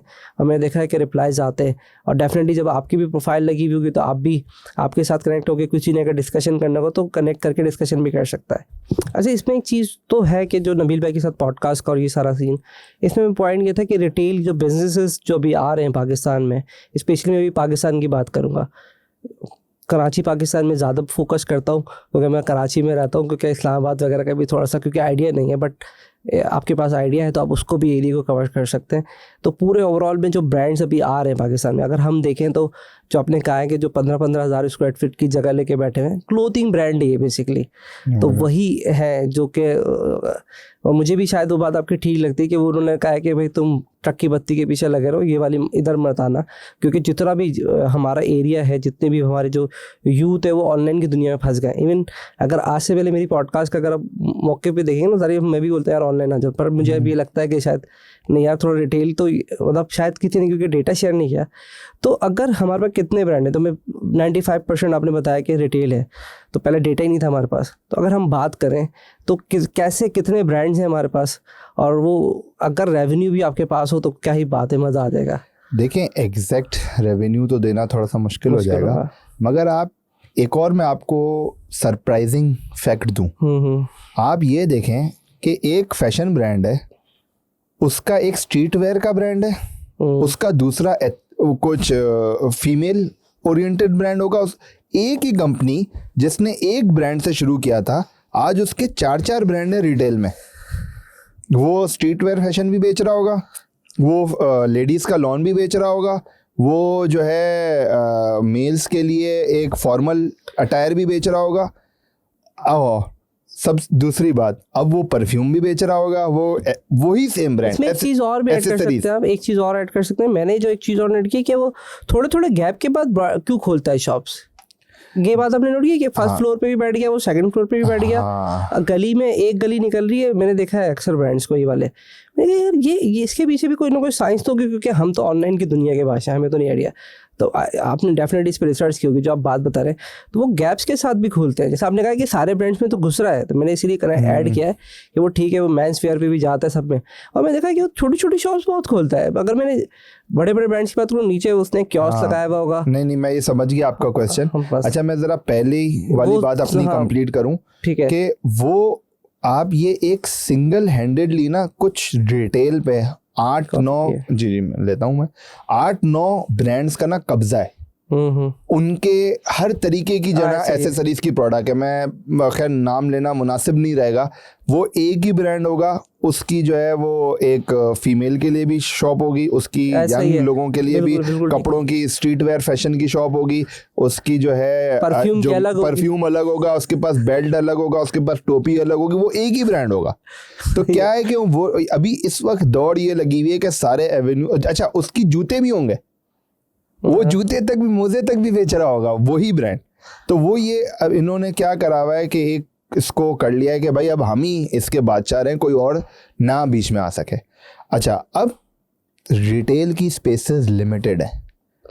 अब ये रिटेल ब्रांड्स की मैंने ये स्ट्रेटजी देखी है कि वो ये कहते हैं कि यार ये जो है ना, हम ये दूसरी अगर आउट देखें, एक कस्टमर जो है ना, अब 100 कस्टमर आ रहा है ना, वो 100 ही कस्टमर आ रहा है। अब वो 100 कस्टमर की कन्वर्जन हर ब्रांड को 5% की मिल रही है, ठीक है, पर शॉप। तो वो ये क्या करते हैं कि भाई जो 100 कस्टमर आ रहा है ना, अब अपनी कन्वर्जन बढ़ाने के लिए अगर मैं सेकंड फ्लोर पे अपनी दुकान खोल लूंगा तो मेरी कन्वर्जन डबल हो जाएगी। कोई इनका कॉम्पिटिटर ब्रांड ना आके बैठ जाए या कोई नए किसी बिजनेस को अपॉर्चुनिटी ना मिल जाए। आप देख लें, आप उठा लें जो भी चलने वाले मॉल है, आज तक आपने उसमें देखी है कि कोई दुकान खाली हो? नहीं चल रहा होता है। डीएमसी चले जाएं, लकी वन में चले जाएं, या तो दुकान बन रही होगी, खाली कभी भी नहीं दिखेगी। कोई ना कोई एग्जिस्टिंग प्लेयर कहीं भी ऑप्शन मिलेगा ना, वो दुकान छोड़ेगा ही नहीं, क्योंकि कोई नया जो है ना, कोई बिजनेस को मौका ना मिल जाए और वो हमारा बिजनेस शेयर ना ले जाए एग्जिस्टिंग साथ। अच्छा, और इसका दूसरा एस्पेक्ट भी है कि मार्केट्स में हम देखते हैं भाई, एक दुकान तारिक रोड पे आप अगर हम एक दुकान ले लें भाई, एनडीओर एक ब्रांड ले लें, एनडीओर की दुकान वहाँ भी होगी, सामने भी होगी, मॉल के अंदर भी होगी। तो हर जगह का भी ना कस्टमर डिफरेंट है भाई। हाँ, स्ट्रीट जो सामने वाली दुकान रोड का कस्टमर है वो लोकल शॉपिंग का होगा, सीधे हाथ पे जो दुकानें चल रही होंगी वो सारे ब्रांड्स होंगे तो वो ब्रांड का कस्टमर होगा, मॉल का जो कस्टमर होगा वो फन लविंग कस्टमर होगा, वो इम्पल्स बाय पे काम करता होगा। तो ये बहुत जो है ना, रिटेल मैं समझता हूँ कि एक समंदर है, और वो समंदर को हमारे पास जो है ना, मैंने यही चैलेंज टेकअप किया है कि मैं जो है ना रिटेल को जो है ना अपने लोगों को समझाऊंगा, सिखाऊंगा कि रिटेल होता कैसे। ई कॉमर्स के तो आपको कोई 1000 वीडियोस, वो आप सर्च करेंगे how to start an e commerce business in Pakistan, तो वो आपको 1000 क्या 1 लाख वीडियोस मिल जाएंगी, मगर रिटेल को कोई बात नहीं कर रहा। तो मैं ये आज आपका भी शुक्रिया कहूँगा कि आपने जो है ये इस बात को सोचा, इसकी इम्पोर्टेंस समझी, और आज हमने ये डिस्कशन किया है। ये मैं क्रेडिट नहीं लूँगा, क्योंकि बेसिकली जिस वक्त मैं आपसे पॉडकास्ट कर रहा था ना, तो उस वक्त मुझे नहीं पता था कि सारी चीज़ें, मेरे पास तो रेफरेंस इतना बड़ा था, तो मैं उस रेफरेंस की वैल्यू थी मेरे पास, तो मैंने शायद उस जो हकीकत है, जो पॉडकास्ट में मैं क्यों बिला वजह का, तो वो रेफरेंस ऐसा था, मैंने उसको देखते हुए मैंने कहा नहीं यार, वो कह रहे तो कुछ तो होगा, लेकिन वो कुछ नहीं था, वो बहुत कुछ आज मुझे पता चला। और मुझे पता चला कि मैं 10% मार्केट शेयर में घुसा हुआ था, 90% मार्केट शेयर को छोड़ के, यानी कि जो रिटेल का एरिया है वो 90-95 अप कर रहे हैं। तो शायद मुझे आज फील हुआ कि यार और बहुत सारे एरिया डिस्कवर करने। 300 अरब डॉलर की मार्केट रिटेल सेगमेंट, आप ये देख लेना यार। और अभी जिसमें अब मैं खैर आपने रेफरेंस की बात की, जिसमें थोड़ा पीछे जाता हूँ, उसमें हमने कहा कि अलग अलग एरिया, तो मुझे ऐसा लगता है कि जब वो, जैसे हमने एंड्योर की बात की है, कोई हम बाटा भी कर लेते हैं, हम स्टार कर लेते हैं, हम सब ले लेते हैं, जुनैद जमशेद भी कर देते हैं, ताकि ब्रांड अवेयरनेस या फिर मार्केटिंग ना हो जाए। अब जैसे मैं अगर जुनैद जमशेद की बात करूँ तो नीचे उसने क्योस परफ्यूम का लगाया हुआ है, हर फ्लोर के ऊपर, और एक जगह पर उसने लगाया हुआ है। अगर एंड्योर की बात करें हम तो एक शॉप पे, अच्छा इस पर जो मेरा पॉइंट था, मैं जुनैद जमशेद का तो मैं मॉडल समझ गया था कि कहीं उसने परफ्यूम लगाया होता है, कहीं बेल्ट लगाया होता है, कहीं टोपी लगाई हुई होती है। तो इस तरह से कोई स्पेसिफिक भी एरिया होता है कि यार इस फ्लोर के ऊपर या इस जगह के ऊपर स्पेशली ये कस्टमर आएगा जो ये चीज़ बिकेगी, या दे बस हाइपोथेटिकली ब्रांड अवेयरनेस की वजह से वो इस तरह से कर रहे होते हैं और एक ही आइटम सारे स्टोर्स में डाल देते हैं? कुछ इसका भी कुछ डेटा शेयर करें। अच्छा, इसमें मैं ये बात करूँगा कि देखें, अब बाकी लोग कैसे करते हैं, हम तो डेटा पे चलते हैं भाई। जो डेटा बेस फैसले होते हैं वही एक्चुअल सही होते हैं। तो इसमें हम तो ये देखते हैं, जैसे देखें, एक ना फुटफॉल की मशीनें लगी हुई होती हैं हर मॉल, कहीं भी आप जाते हैं ना, तो वो उस मॉल का आपको मॉल मैनेजमेंट जो है ना वो फुटफॉल बताएगी कि यार जी इस मॉल में जो है ना दिन का 10,000 बंदा आता है। अब मैं अभी गुजरांवाला के एक मॉल में गया हुआ था, वहाँ चेज अप का स्टोर था, उसने बोला भाई 4,000 दिन का फुटफॉल है मेरे पास। तो इस हिसाब से ये कन्वर्ट होता है। अच्छा, फिर floor to floor footfall vary करता रहता है। सबसे ज़्यादा फुटफॉल ग्राउंड फ्लोर पे होगा, और फिर उसके बाद सेकंड नंबर पे मैं आपको सरप्राइजिंग नंबर दूंगा कि सेकंड नंबर पे जो फुटफॉल का मॉल का जो फुटफॉल होता है वो होता है फूड कोर्ट वाले एरिया में, क्योंकि या तो पाकिस्तानी अवाम को मॉल खाना पसंद है या तफरी पसंद नहीं, खाना पसंद नहीं। मैं थोड़ा सा अगर लोग इंटरेस्ट हो तो मैं थोड़ा सा बता दूं। बेसिकली हायरार्की है ये इंसान की डेवलपिंग होने की, जैसे वो बच्चा होता है, बड़ा होता है, इस तरह से। तो एक मैस्लो हायरार्की है, उसमें कहता है कि पहले इंसान जो है ना खाना खाएगा, जब तक उसका पेट नहीं भरेगा ना तो ज़िंदगी में कुछ नहीं कर सकता। अगर दीन में भी देखेंगे ना आप, तो उन खाने खिलाने का क्या है, क्योंकि पेट सबसे इंपॉर्टेंट है। तो जब आपके पेट भर जाता है तो फिर आप थोड़ा सा वेल डेवलप हो जाते हैं, फिर आप सिक्योरिटी चाहिए होती है आपको, एंड देन फिर आप सोशल पे जाते हैं। तो जो आपका आइटम इन लग्जरी पे वो सोशल ज़्यादा लोग खरीदेंगे जो लोगों से मिलते हैं। तो ये एक डेवलपिंग हम जो है ना ये बहुत ही बेसिक नीड्स में आते हैं। तो मैं कोई अगर इसको समझना चाहिए कि दुनिया हम लोग क्यों खाना खा रहे हैं, भी ज़्यादातर सारे खाने में क्यों लगे हैं, ये बेसिकली मैस्लो हायरार्की का एक पार्ट है। और ये जैसे ही निकल जाएंगे तो उसके बाद हमारा मसला हल होगा, क्योंकि अभी बेसिक नीड्स पे फंसे हुए ना, हमारे पास लाइट, पानी, बिजली, रोटी, कपड़ा, मकान, हाँ यही। तो अभी इसी में लगे हैं। बेसिकली मैं कहता हूँ इसको मैं फोर्थ रेवोल्यूशन कहता हूँ जो हमारे पास होना चाहिए। हमारे पास सेकंड रेवोल्यूशन में हमारे पास इलेक्ट्रिसिटी आई थी, हमारे पास वो भी नहीं है। हमारे पास अच्छे कंप्यूटर भी नहीं है, थर्ड रेवोल्यूशन में आया था। फोर्थ हमारे पास इंटरनेट आया था, वो भी नहीं है। अब फिफ्थ हमारे पास जो है वो चैट जीटीपी आ गया। तो मैं कहता हूँ उसको लाइट, कंप्यूटर, इंटरनेट और चैट जीटीपी हमारे पास चारों ही नहीं है। तो हमें ये चारों ही चाहिए डेवलप करने के लिए। तो ये खैर पता नहीं कि मैंने पूरी डिटेल में बात बताई। तो ये इसलिए भी ज़रूरी थी जो अगर ये इस एरिया में आ रहा है। अच्छा, मैं ये पॉइंट पता नहीं क्यों मेरे दिल में था, बता दूँ एक ख़ास तौर पे ई कॉमर्स वालों के लिए कि वो ई कॉमर्स हमारे यहाँ क्यों सक्सेस नहीं, क्योंकि अगर बाहर कंट्री में देखेंगे ना तो बहुत ज़्यादा है। मुझे अगर क्योंकि हम डेटा देखते हैं बाहर का डेटा इसलिए देते हैं कि हम पाकिस्तान से बाहर का डेटा देखते हैं। वो लोग डेवलप कंट्री है तो वो ऑनलाइन शॉपिंग करने में इतने ज़्यादा फिजिबल है। लेकिन अगर जिसने बिजनेस पाकिस्तान में खोलना हो तो मैं कहता हूँ कि भाई हमजा भाई की बात जो कह रहे हैं ना मान लें, क्योंकि 95% अभी तक हम लोग ऑनलाइन है। हमारा जो अभी तक कैश ऑन डिलीवरी, मैंने भी एक पॉडकास्ट की थी, तो हमारे जो ऑनलाइन अगर 100% जो ऑनलाइन है उसमें से 95% कैश ऑन डिलीवरी है। अभी तक हम कार्ड पर ट्रस्ट नहीं करते। तो उस बात को रिलेट करते हुए तो मैंने अंदाज़ा लगाया कि वाकई में हमारी इंडस्ट्री, हम ई कॉमर्स की साइड पे तो चले गए लेकिन हम तो पाकिस्तान में रह रहे हैं ना, तो हम तो रिटेल में ही हैं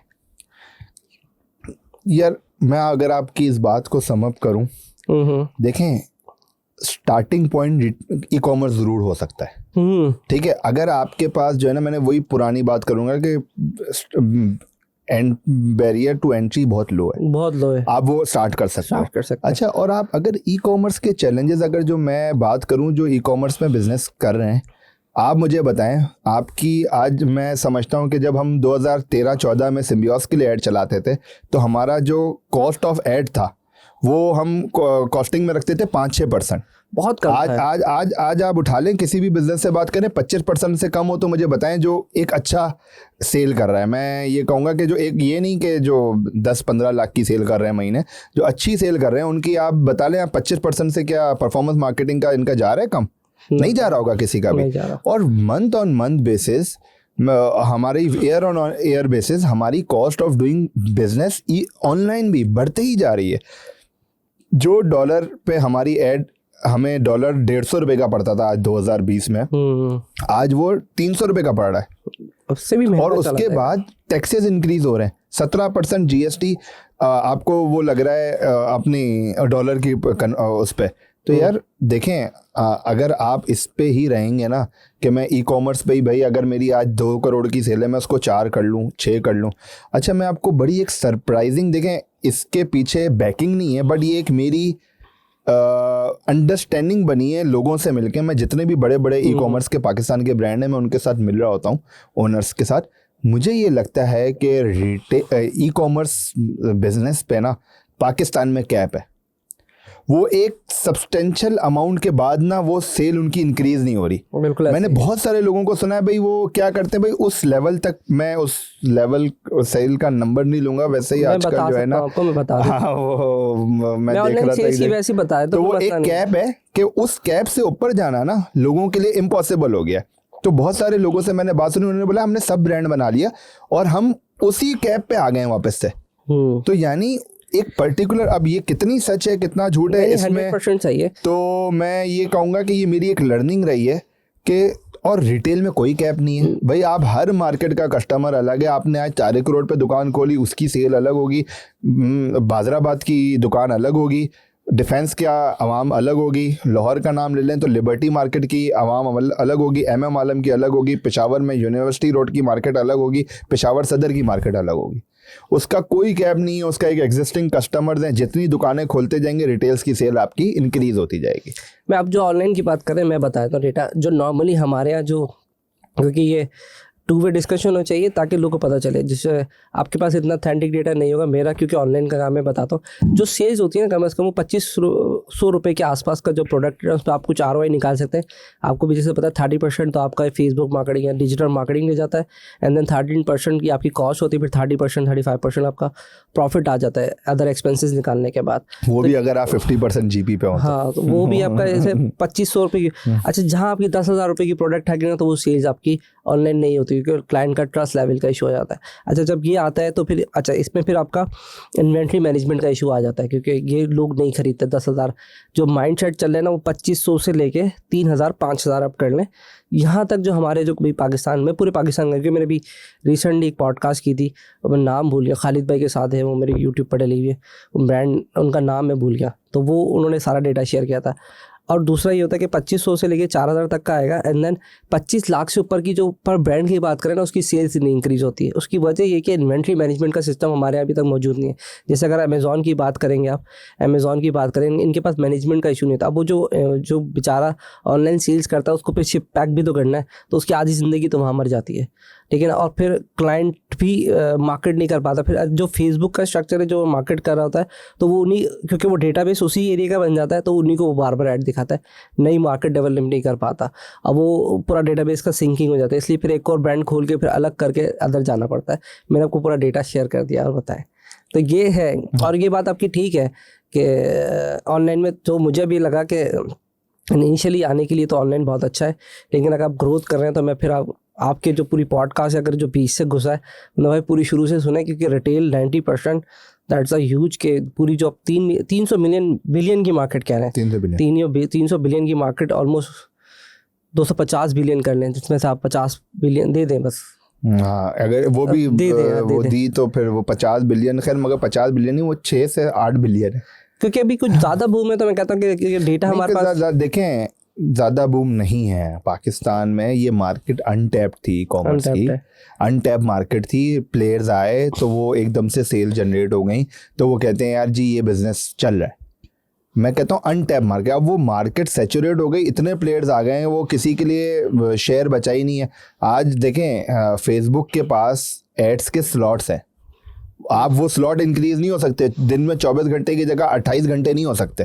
तो एक ही स्लॉट के लिए अगर एक इंडस्ट्री के 50 ब्रांड वो करेंगे बिड उस स्पॉट के लिए, और 4 ब्रांड करेंगे, तो कॉस्ट ऑफ डूइंग, अब यहाँ पे डिबेट शुरू हो जाएगी एक और। देखिए, अब इसमें ना, अब अगर आप बात करें कराची की, क्योंकि मैं भी पूरे एरिया को कवर नहीं कर पाता, तो यहाँ पे मॉल ही कितने हैं। आपका डॉलमेन मॉल है, मिलेनियम मॉल है, जिस पे आप कुछ कहते हैं कि मैं बीच में हम बात कर रहे थे कि मैं डॉलमेन मॉल पे कुछ बात बताना चाहता हूँ, वो भी कवर कर लीजिएगा। और आपका लकी वन मॉल है जो फेमस है, ज़्यादातर डिफेंस की साइड के कोई मॉल, आपके 5 से 7 तो मॉल है आपके पास। हाँ, ये भी आपने बहुत अच्छी बात की कि मॉल की सप्लाई कम है, ब्रांड्स की सप्लाई बहुत ज़्यादा है। तो यही तो मैं आपको, जो मैं इस बात को अपनी बात से कनेक्ट करूँगा कि पीछे आप कोई डॉलमेन मॉल की भी बात कर रहे थे कुछ। हाँ, देखें, मैं इस पे हिस्ट्री पे कि रिटेल पाकिस्तान में जो ऑर्गेनाइज मार्केट का रिटेल इंडस्ट्री में जो शिफ्ट आया, वो मैं ये कहता हूँ कि इसका बहुत बड़ा क्रेडिट हमें ना डॉलमेन ग्रुप को देना चाहिए। कि डॉलमेन वालों ने एक ऐसी, डॉलमेन मॉल जो क्लिफ्टन बना हमारे पास, वो एक ऐसी, इन्होंने एक मॉल ऑफ फर्टिलिटी बनाई कि जिसमें रिटेल की हलचल शुरू हुई। एक्चुअल जो ऑर्गेनाइज, हमारे यहाँ अगर हम देखें 2010 से पहले या 11 से पहले ऑर्गेनाइज सेक्टर में कितने ब्रांड्स थे रिटेल के, आप मुझे हाथ पे भी गिन के बता देंगे यार, 1-2 ब्रांड थे। ये जो रिटेल का जो मार्केट शिफ्ट आया है, क्योंकि 2014 में जब ये डॉलमेन मॉल क्लिफ्टन खुला, तो बाहर के ब्रांड्स को पता चला कि पाकिस्तान में कोई मार्केट है। अगर आपको याद हो कि हमारे पास उस वक्त जोर्डानो था, हमारे पास एडिडास और नाइकी के इतने आउटलेट्स थे, मुझे नहीं लगता।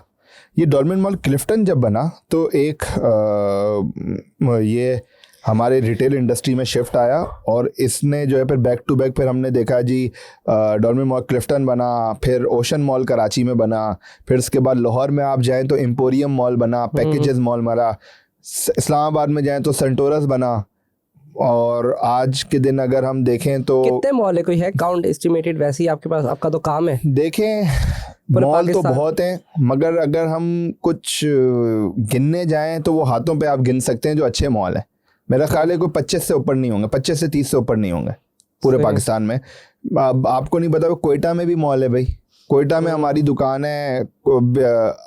आप ये देखें कि हैदराबाद जैसे शहर में मॉल है, मगर अगर हम पेशावर जाएं, पेशावर में कोई बड़ा मॉल ही नहीं है।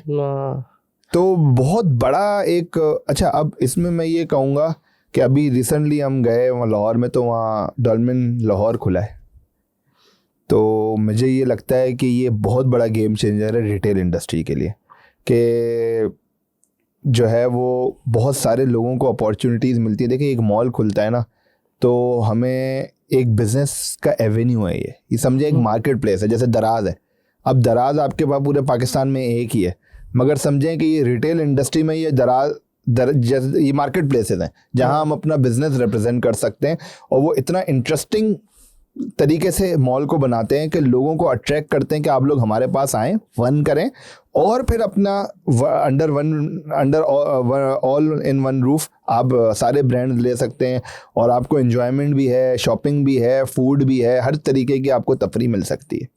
तो ये मॉल की सप्लाई तो बहुत कम है, मगर ये विद टाइम जितनी जितनी डिमांड बढ़ती जाएगी इतने लोग बनाते रहेंगे। आज के दिन जो है वो असल में मॉल की बनाने की कॉस्ट बहुत बढ़ चुकी है, क्योंकि हमारा ताल्लुक, मैंने आपको बताया कि मेरी चचा जो है वो एट्रियम मॉल ओन करते हैं, तो उनके साथ मेरा बड़ा डिस्कशन रहता है कि मॉल को बनाने की कॉस्ट बहुत, इनकी कंस्ट्रक्शन कॉस्ट जो बढ़ गई है हमारी, तो वो स्पेसिफिक ROI नहीं अचीव हो सकता।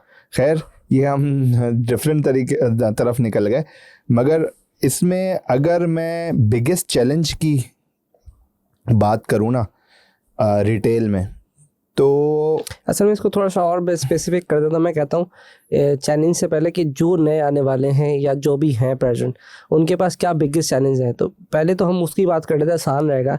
स्पेशली आई थिंक कॉम्प्लेक्स हो रहा है सवाल, थोड़ा आसान करता हूँ कि जो ऑनलाइन है, जैसे हमारे जैसे जितने जिन्होंने ज़िंदगी ऑनलाइन में गुजार दी, और आज तक हम यही समझते थे कि हम चीते हैं, लेकिन मैं बताइए एक और मार्केट डिस्कवर किया हमने कि रिटेल में भी जा सकते हैं।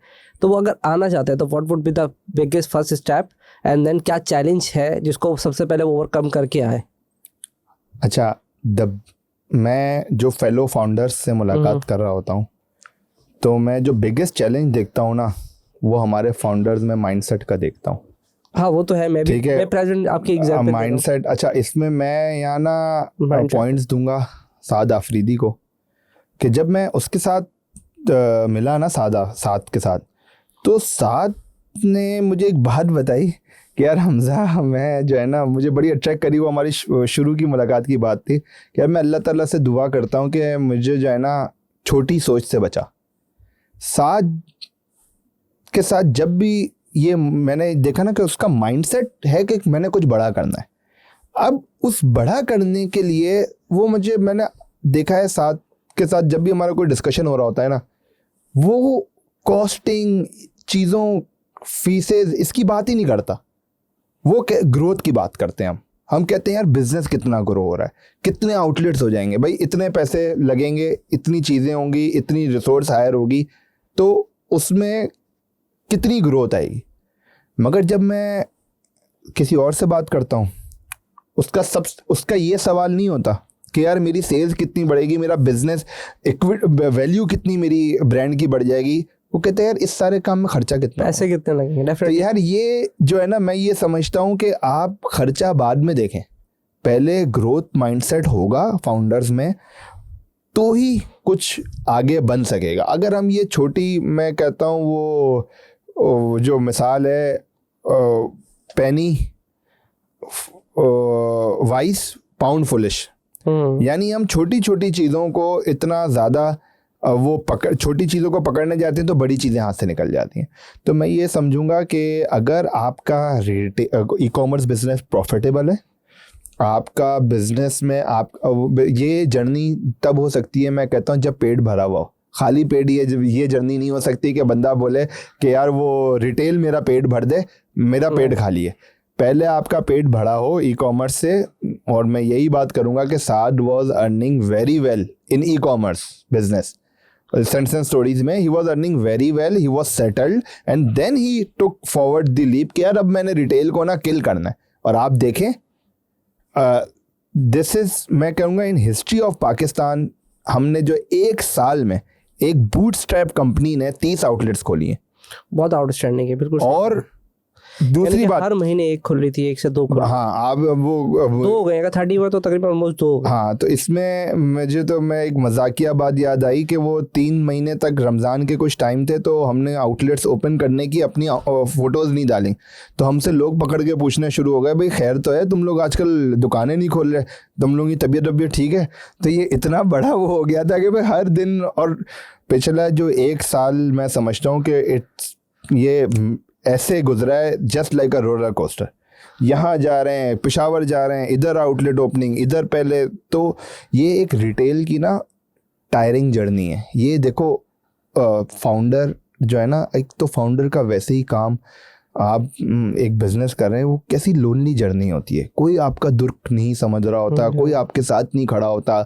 आप अपने मसले ना घर वालों से वो भी नहीं समझेंगे, वो बोलेंगे भाई ऐसा काम क्यों कर रहे हो जो इतनी टेंशन। मगर ये एक टायरिंग जर्नी है, और ये जर्नी आप अच्छी बना सकते हैं अच्छे लोगों को जिनको एग्जिस्टिंग काम आता है और उनके साथ मिलके।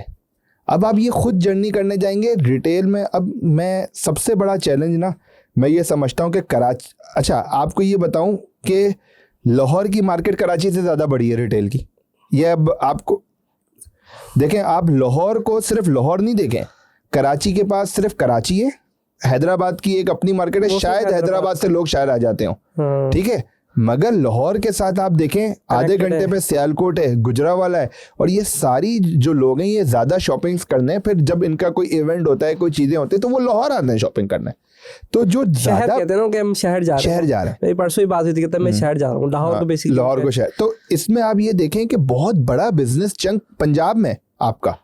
अच्छा, वो जो कराची बेस्ड फाउंडर्स होते हैं या कराची बेस्ड बिजनेस होते हैं, वो यहाँ तो दुकान खोल लेते हैं, उनके लिए पंजाब में दुकान खोलना बहुत मुश्किल होता है।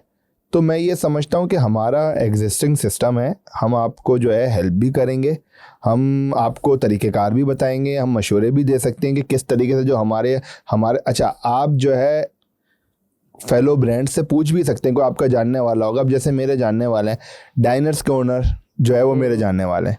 मैं कभी भी कोई फ़ैसला ले रहा होता हूँ, कोई मशवरा है, तो मैं उनको मशवरा लेता हूँ कि सर यार ये बताइए मार्केट कैसी है, फलाना आपका एक्सपीरियंस कैसा है। तो मैं समझता हूँ एग्जिस्टिंग रिटेल प्लेयर्स से जो है ना, आप लोग इंसाइट्स लें। और पंजाब, पेशावर, ऐसी मार्केट है हमारी। भाई एक शहर है फालिया, मैं आपको बताऊँ, आपने नाम सुना है फालिया का? नहीं, मैंने भी नहीं सुना था। एक रास्ते से मुझे याद है कि मंडी बहुद्दीन से मैं लाहौर की तरफ आ रहा था, तो वो मेरे हेड ऑफ रिटेल हैं बाबर सुहेल, उन्होंने मुझे बोला यार सर, वो रास्ते में जा रहे थे हम, तो एक मॉल छोटा सा आया, तो उसने बोला सर ये मार्केट है, ये भी मैं आपको दिखाता हूँ। तो मैं उतरा, वहाँ दिख गए, तो भाई वो फालिया एक बता जी 4,000-5,000 की आबादी है, मगर ये आबादी जो है वो बहुत अमीर है, क्योंकि इस शहर में हर घर का फर्द यूके में रहता है। हाँ। तो वो पंजाब का तो आपको पता है भाई, वो जो तो कहा कि इनके पास खर्चने के लिए पैसा बहुत है। तो एक ये छोटी सी मार्केट जो है वो इतनी ज़्यादा जो है वो ब्लॉसम है कि वो इतनी ज़्यादा जो है वो चलती है कि वो इधर पैसा बहुत है, तो लोग बहुत चीज़ें खर्चना चाहते हैं। तो वो मैंने उस शहर में दुकान खोली, अल्हम्दुलिल्लाह चल रही है। तो मैं ये समझता हूँ कि आपके पास राइट टीम और राइट इंसाइट और right mentor to enter in retail होना चाहिए। सही। तो उसमें आपका जो जर्नी, आप जो टायरिंग जर्नी है, जो 5 साल 6 साल 7 साल, और आज के दिन जो है ना मार्केट तहसीन साहब बहुत कॉम्पिटिटिव हो गई है। अगर कोई काम आप नहीं करेंगे तो सामने वाले ब्रांड को वो गैप मिल जाएगा। तो क्या अवेयरनेस है ना, अब तो बहुत अवेयरनेस है, दुनिया खुली हुई है, information from ChatGPT to YouTube सबके लिए अवेलेबल। बस आपने एक्शन लेना है, एक्शन लेना है। शायद आपकी एक मैंने पोस्ट देखा था ना कि सोचने से नहीं होगा, क्या था वो जुमला, मुझे एग्जैक्टली नहीं याद। अच्छा, वो इसमें मैंने रिसेंटली आपने एक हफ्ते पहले पोस्ट डाली थी। हाँ, मैंने इसमें ये लिखा था कि भाई घर पे बैठने से कुछ नहीं होता, ऑन द मूव जो है ना, हरकत में बरकत। हरकत में बरकत था, लेकिन वो बड़े कनेक्टिव करके लेकर आए थे। हाँ, उसमें ये था कि जैसे देखे ना, हम सोचते रहते हैं घर में बैठ के। मैंने एक बात, ये मैंने उसमें एक किस्सा मैं आपको यहाँ भी सुनाऊं कि एक मॉल था, मैं उसका नाम नहीं लूँगा, मुझे वहाँ जगह नहीं मिल रही थी, ना कोई कांटेक्ट मिल रहा था। तो मेरे वालिद साहब ने मुझे हमेशा बोला है कि बेटा, जो काम समझ में नहीं आ रहा ना कैसे करो, उसके लिए चल भाग दौड़ शुरू कर दो। तो मैंने सिर्फ इतना किया कि उस मॉल में ना चलना शुरू कर दिया। वहाँ जाके सिर्फ इतनी, इस कॉन्सेप्ट को लेते हुए मैं जाता था उस मॉल में, लोगों से मिलता था, और 2-3 दिन हो गए। तो तीसरे दिन मुझे एक बंदा मिला, उसने कहा यार सर, तुम 3 दिन से मॉल में आ रहे हो, चक्कर क्या है? मैंने कहा मुझे ना एक दुकान चाहिए और मुझे पता नहीं चल रहा, मैं जो लीजिंग ऑफिसर है वो मुझे मिल के नहीं दे रहा उस मॉल का। तो उसने कहा यार इधर आओ तो मैं बताता हूँ। तो उसने मुझे बताया कि किस तरीके से आपने इस मॉल में, क्या इसमें मैं नाम नहीं लूँगा इस मॉल का, कि किस तरीके से भाई उसमें चलता है कुछ हिसाब किताब। अच्छा। आप तो वो उस हिसाब से वो आप जब वो करेंगे तो शायद आपको ना आपकी मीटिंग फिक्स हो सकेगी। तो हरकत में बरकत ये हुई कि यार मेरे पास कोई प्लान नहीं था, मगर मुझे अपने वालिद साहब की वो बात याद आई कि बेटा बैठे नहीं रहो, कुछ समझ नहीं आता वहाँ जाके आना जाना कर लो, तो अल्लाह ताला तुम्हारी जो मेहनत को ना, मेहनत कभी रायगा नहीं जाती। ये तो हमने कुरान में भी देखा कि अल्लाह ताला ने बोले, जब अल्लाह ताला भी देखते ना यार ये इस चीज़ के लिए मेहनत कर रहा है, वो मेहनत आप किसी भी चीज़ के लिए करो, और चाहे वो हलाल काम हो हराम काम हो, अचीव हो जाएगा। क्यों हम देखते हैं नहीं भाई, वो ये एक रियलिटी है। मगर उसमें ये है कि आप मेहनत, जब मैंने अल्लाह ताला भी देखते हैं ना, ये बंदा इस चीज़ के लिए ना कर रहा है कुछ, तो अल्लाह ताला कहता है इसके लिए रास्ता खोल दो। तो मैं ये बात करूँगा कि भाई देखें, एक्शन लें। और यहाँ वापस मैं इसकी बात करूँगा कि यार साद ने भी ना, जो डिसीजन मेकिंग जो लोग दिन महीने लगाते हैं, वो हमने फ़ोन पे 15-15 10-10 मिनट की फ़ोन कॉल्स पे हम डिसीजन लेते हैं। और मुझे इससे वाक़या याद आया कि मेरी एक दुकान है लाहौर में, हमारी लिंक रोड, एक model colony, model town Lahore का एक इलाका है। मुझे आज भी याद है कि मैं वहाँ से गुजर रहा था, मॉडल टाउन से, एक मीटिंग थी मेरी पैकेजेस मॉल में, वहाँ से निकला तो मैं अपनी होटल की तरफ जा रहा था। तो मेरे साथ मेरा बंदा बैठा हुआ था, उसने मुझे बताया यार ये एक बड़ी मार्केट है और बड़ी लाहौर में चलती है। मैं वहाँ से गुजर रहा था तो पूरी मार्केट में एक दुकान थी जिसमें एक बंदा एक वो जो है ना बैनर लगा रहा था, ये दुकान किराए के लिए खाली है। मैंने उसी वक्त उसको बोला यार 1 मिनट रुको ज़रा, गाड़ी में ज़रा जगह देखता हूँ। मैं उतरा, उसने बोला यार आज किराए पे खाली हुई है, अभी 1 घंटे पहले जो है ना पुराने किराएदार ने तुम्हें ये दुकान। तो मैंने कहा कितने पे किराए पे दे रहे हो? तो इसने बड़ी एक मुनासिब सी अमाउंट बताई। मैंने वहीं उसी वक्त 10 मिनट के अंदर साद को फ़ोन किया। मैंने कहा यार हाँ भाई यार ये दुकान मिल रही है और बड़ा मुनासिब किराया है, मार्केट अच्छी है। इसने कहा डन, गो फॉर इट। मतलब आप सोचें, और ये हमारी तीसरी दुकान थी, ये भी नहीं कि 50वीं दुकान थी, तीसरी दुकान का फैसला हमने रोड पे चलते हुए 10 मिनट में वो फैसला लिया। उसको मैंने जो है वो 50,000 टोकन दिया, मैंने कहा बाकी पैसे कल दूंगा। और उसके बाद उसने मुझे बताया कि सर ये इस मार्केट में लोग सालों लगा देते हैं, उनको दुकान नहीं मिलती। ये आप कोई लकी चार्म था आपका कि आप आए, आधे घंटे पहले दुकान खाली हुई और ये बैनर लगने से पहले आपने ये दुकान ले ली। और उसके बाद आज उस दुकान को मैं इत्तेफाक है 4 महीने पहले ही उसका रेंट बढ़ा, तो मुझे याद है कि उसको समझे 1.5 साल हो गया उस दुकान को। दूसरे ब्रांड के लिए मैं उस मार्केट में 1 साल से दुकान ढूंढ रहा हूँ, मुझे मिलके नहीं दे रही।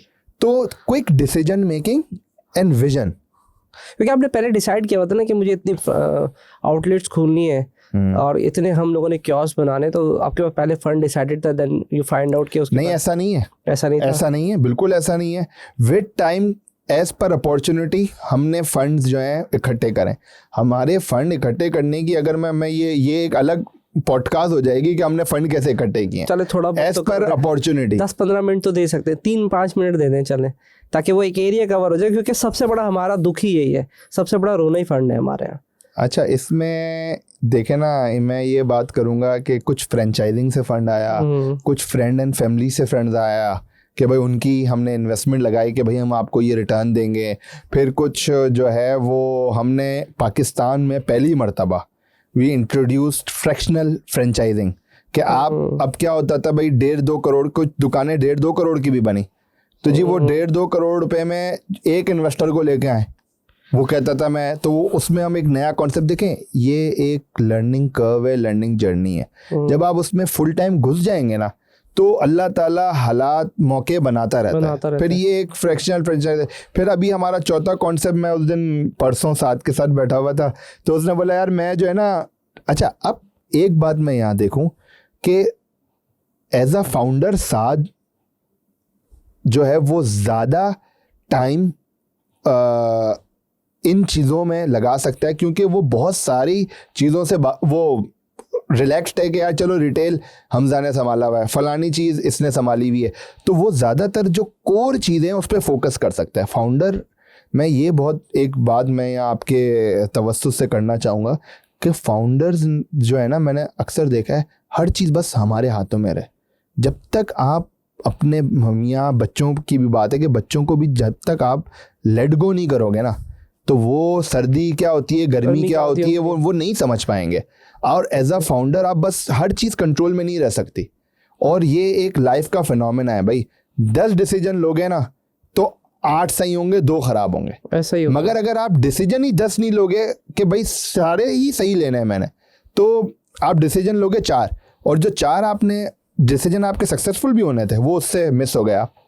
तो मैं ये समझता हूँ कि टेस्ट एंड ट्रायल और कैलकुलेटेड रिस्क एक फाउंडर को अपनी ज़िंदगी में, और ज़्यादा से ज़्यादा लोगों को, अच्छे लोगों को देखें। मैं और आप पूरी कंपनी, आपकी कंपनी आज आपने इतना माशाल्लाह ग्रैंड सेटअप मुझे दिखाया, क्या आप ये खुद कर सकते हैं अकेले? नहीं कर सकते, मैं तो बल्कि आपके साथ बैठा हुआ हूँ, चल रहा है सारा। हाँ, तो ये एक आना ना, ये कंफर्ट आना कि यार लोगों का, अच्छा, और उसमें भी लोगों को भी ना इतने पैसे देना कि उनके जहन में चीजें ना आए कि यार हम अपना काम करें, वो ये कि यार इसके साथ मेरा रोजगार छोड़ने का नहीं सोचेंगे, हाँ करने का। हाँ, कि यार उसको मैं एक अल्फाज स्ट्रीट लैंग्वेज में कहूँगा कि उस पता नहीं सही है कि नहीं, चिंदी चोरी जो है ना, वो हमारे मैं बहुत देखता हूँ यार, रुपए बचाएंगे कि यार नहीं यार, वो उसको 5,000 सैलरी ज़्यादा ना मिल जाए, उसको 50,000 सैलरी ना मिल जाए। तो और यही सेम गोज़ फॉर हमारे जो लोग हैं वर्कर। भाई अगर आपको अच्छा फाउंडर मिला हुआ है, अच्छा बंदा मिला हुआ है जो आप पे ट्रस्ट करता है, उसकी कदर करें। और जो है वो अपनी, अब वो भी 5-5 हज़ार के लिए नौकरी चेंज कर लेते हैं। तो रिटेल में भी मैं ये कहूँगा कि जो एम्प्लॉय डिपेंडेंसी एक अच्छी है, और अच्छे लोग मिलना बहुत मुश्किल है। और मैं अल्लाह का बहुत शुक्र अदा करूँगा, ये इसमें मैं बोलूँगा कि ये मेरी माँ की दुआएं मेरे साथ हैं कि वो मेरे लिए दुआ मांगती हैं कि तुम्हें हमेशा अच्छे लोग मिले। तो मुझे, मैं कहूँगा एज अ टीम का मैं बड़ा शुक्र अदा करूँगा कि जो जर्नी में मुझे जो हम सक्सेसफुल हुए, इसमें ये सिर्फ ये नहीं कि यार जी मैंने किया रिटेल, इसमें साथ का भी मेरे ऊपर ट्रस्ट जो रहा, और मुझे जो एक ओपन फील्ड इसने दी कि यार खेलो, तुम्हें जो करना है करो, मैं कोई सवाल नहीं करूँगा तुमसे। तो उसने एक ग्रोथ दी। फिर मेरी टीम ने, मुझे बहुत अच्छे अच्छे लोग मिले मेरे साथ, जिन्होंने मेरे साथ मिलकर, और ख़ास तौर पे सेंसन स्टोरीज की जो एग्जिस्टिंग टीम थी, उसने जो मुझे सपोर्ट किया, राहील हो गए हमारे, इब्राहिम हो गए, अशर हो गए, उन्होंने जो मुझे सपोर्ट किया। वरना क्या होता है, एक हम कंपनी में जाते हैं, अब जैसे कई में हम मिलते हैं ना एज अ पार्टनर, तो वो दूसरे लोगों से लोग वो ना शुरू हो जाते हैं, मगर इन लोगों ने ओपन आर्मली मुझे जो है वो एक्सेप्ट किया एज अ लीडर, और मुझे मौका मिला, और इनका इतना सपोर्ट रहा, तो आज हम अल्हम्दुलिल्लाह इस तरीके की एक्सपेंशन, और ये एक अच्छी टीम होना ना, आज के दिन मैं समझता हूँ कि भाई मुश्किल है, कॉम्पिटिटिव एडवांटेज हो जाता है ये ब्रांड के लिए। बिल्कुल, कि भाई मेरी टीम जो है ना, वो मेरा प्रोडक्ट तो कॉपी कर सकते हैं, वो मेरी ऐड तो कॉपी कर सकते हैं। आज वो हम एक ऐड बनाते हैं, हम देखते हैं अगले 10 ब्रांड में वही ऐड चल रहा होता है, तो वो तो चीज़ें कॉपी हो सकती हैं, मगर जो टीम, क्या वो हमारा दिमाग कॉपी कर सकते हैं?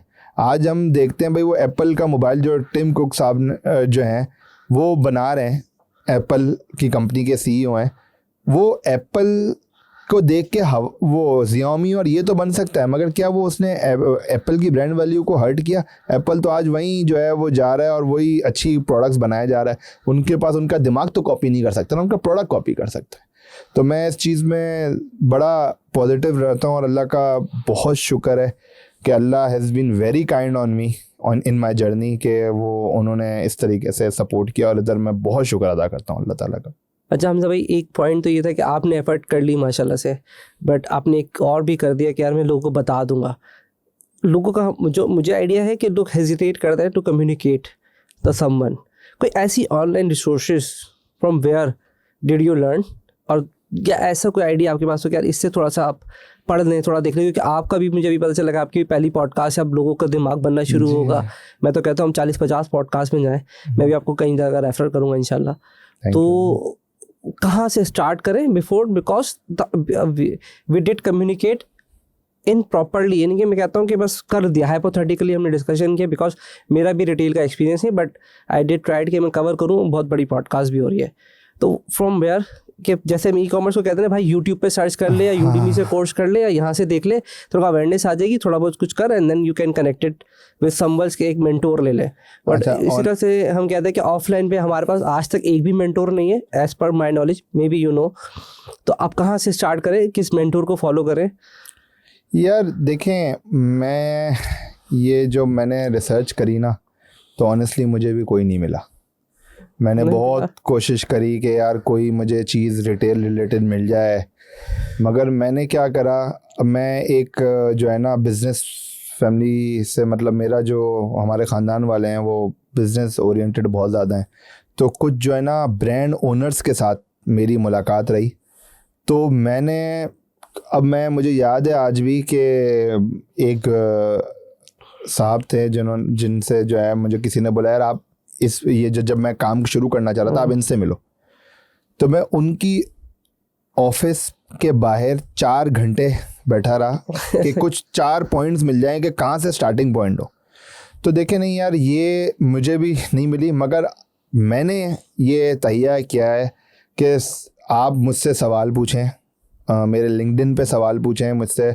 मैं जो है वक्तन ब वक्तन इंशाल्लाह कोई अगर आपसे भी कोई क्वेश्चन पूछते हैं, कोई लोग अगर आपकी ऑडियंस क्वेश्चन पूछती है, तो मैं उसके भी हम कोई वीडियो बना के आंसर्स करेंगे कि किस तरीके से मैं आपको, मैंने तो देखे ना ऑन रोड जाके देखें, सीखने में ना कोई वो बंदा नहीं आती ना कोई चीज़ एक्सेप्ट करे, और जिससे आती है उसके बाहर उसके पास नॉलेज लेने के लिए वो है ना भाई, वो इल्म लेने के लिए चीन तक जाओ। तो ये एक इल्म है, एक नॉलेज है, अगर किसी के पास है तो उससे लें। फेलो फाउंडर्स हैं, मैं ये समझता हूँ कि जो रिटेल में अगर किसी ने किल किया है, तो मैं खाड़ी शमून साहब के बारे में बड़ा उनसे इंस्पायर्ड हूँ कि उन्होंने जिस तरीके से रिटेल इंडस्ट्री को देखा है, 1990 से जो उन्होंने जर्नी शुरू की थी।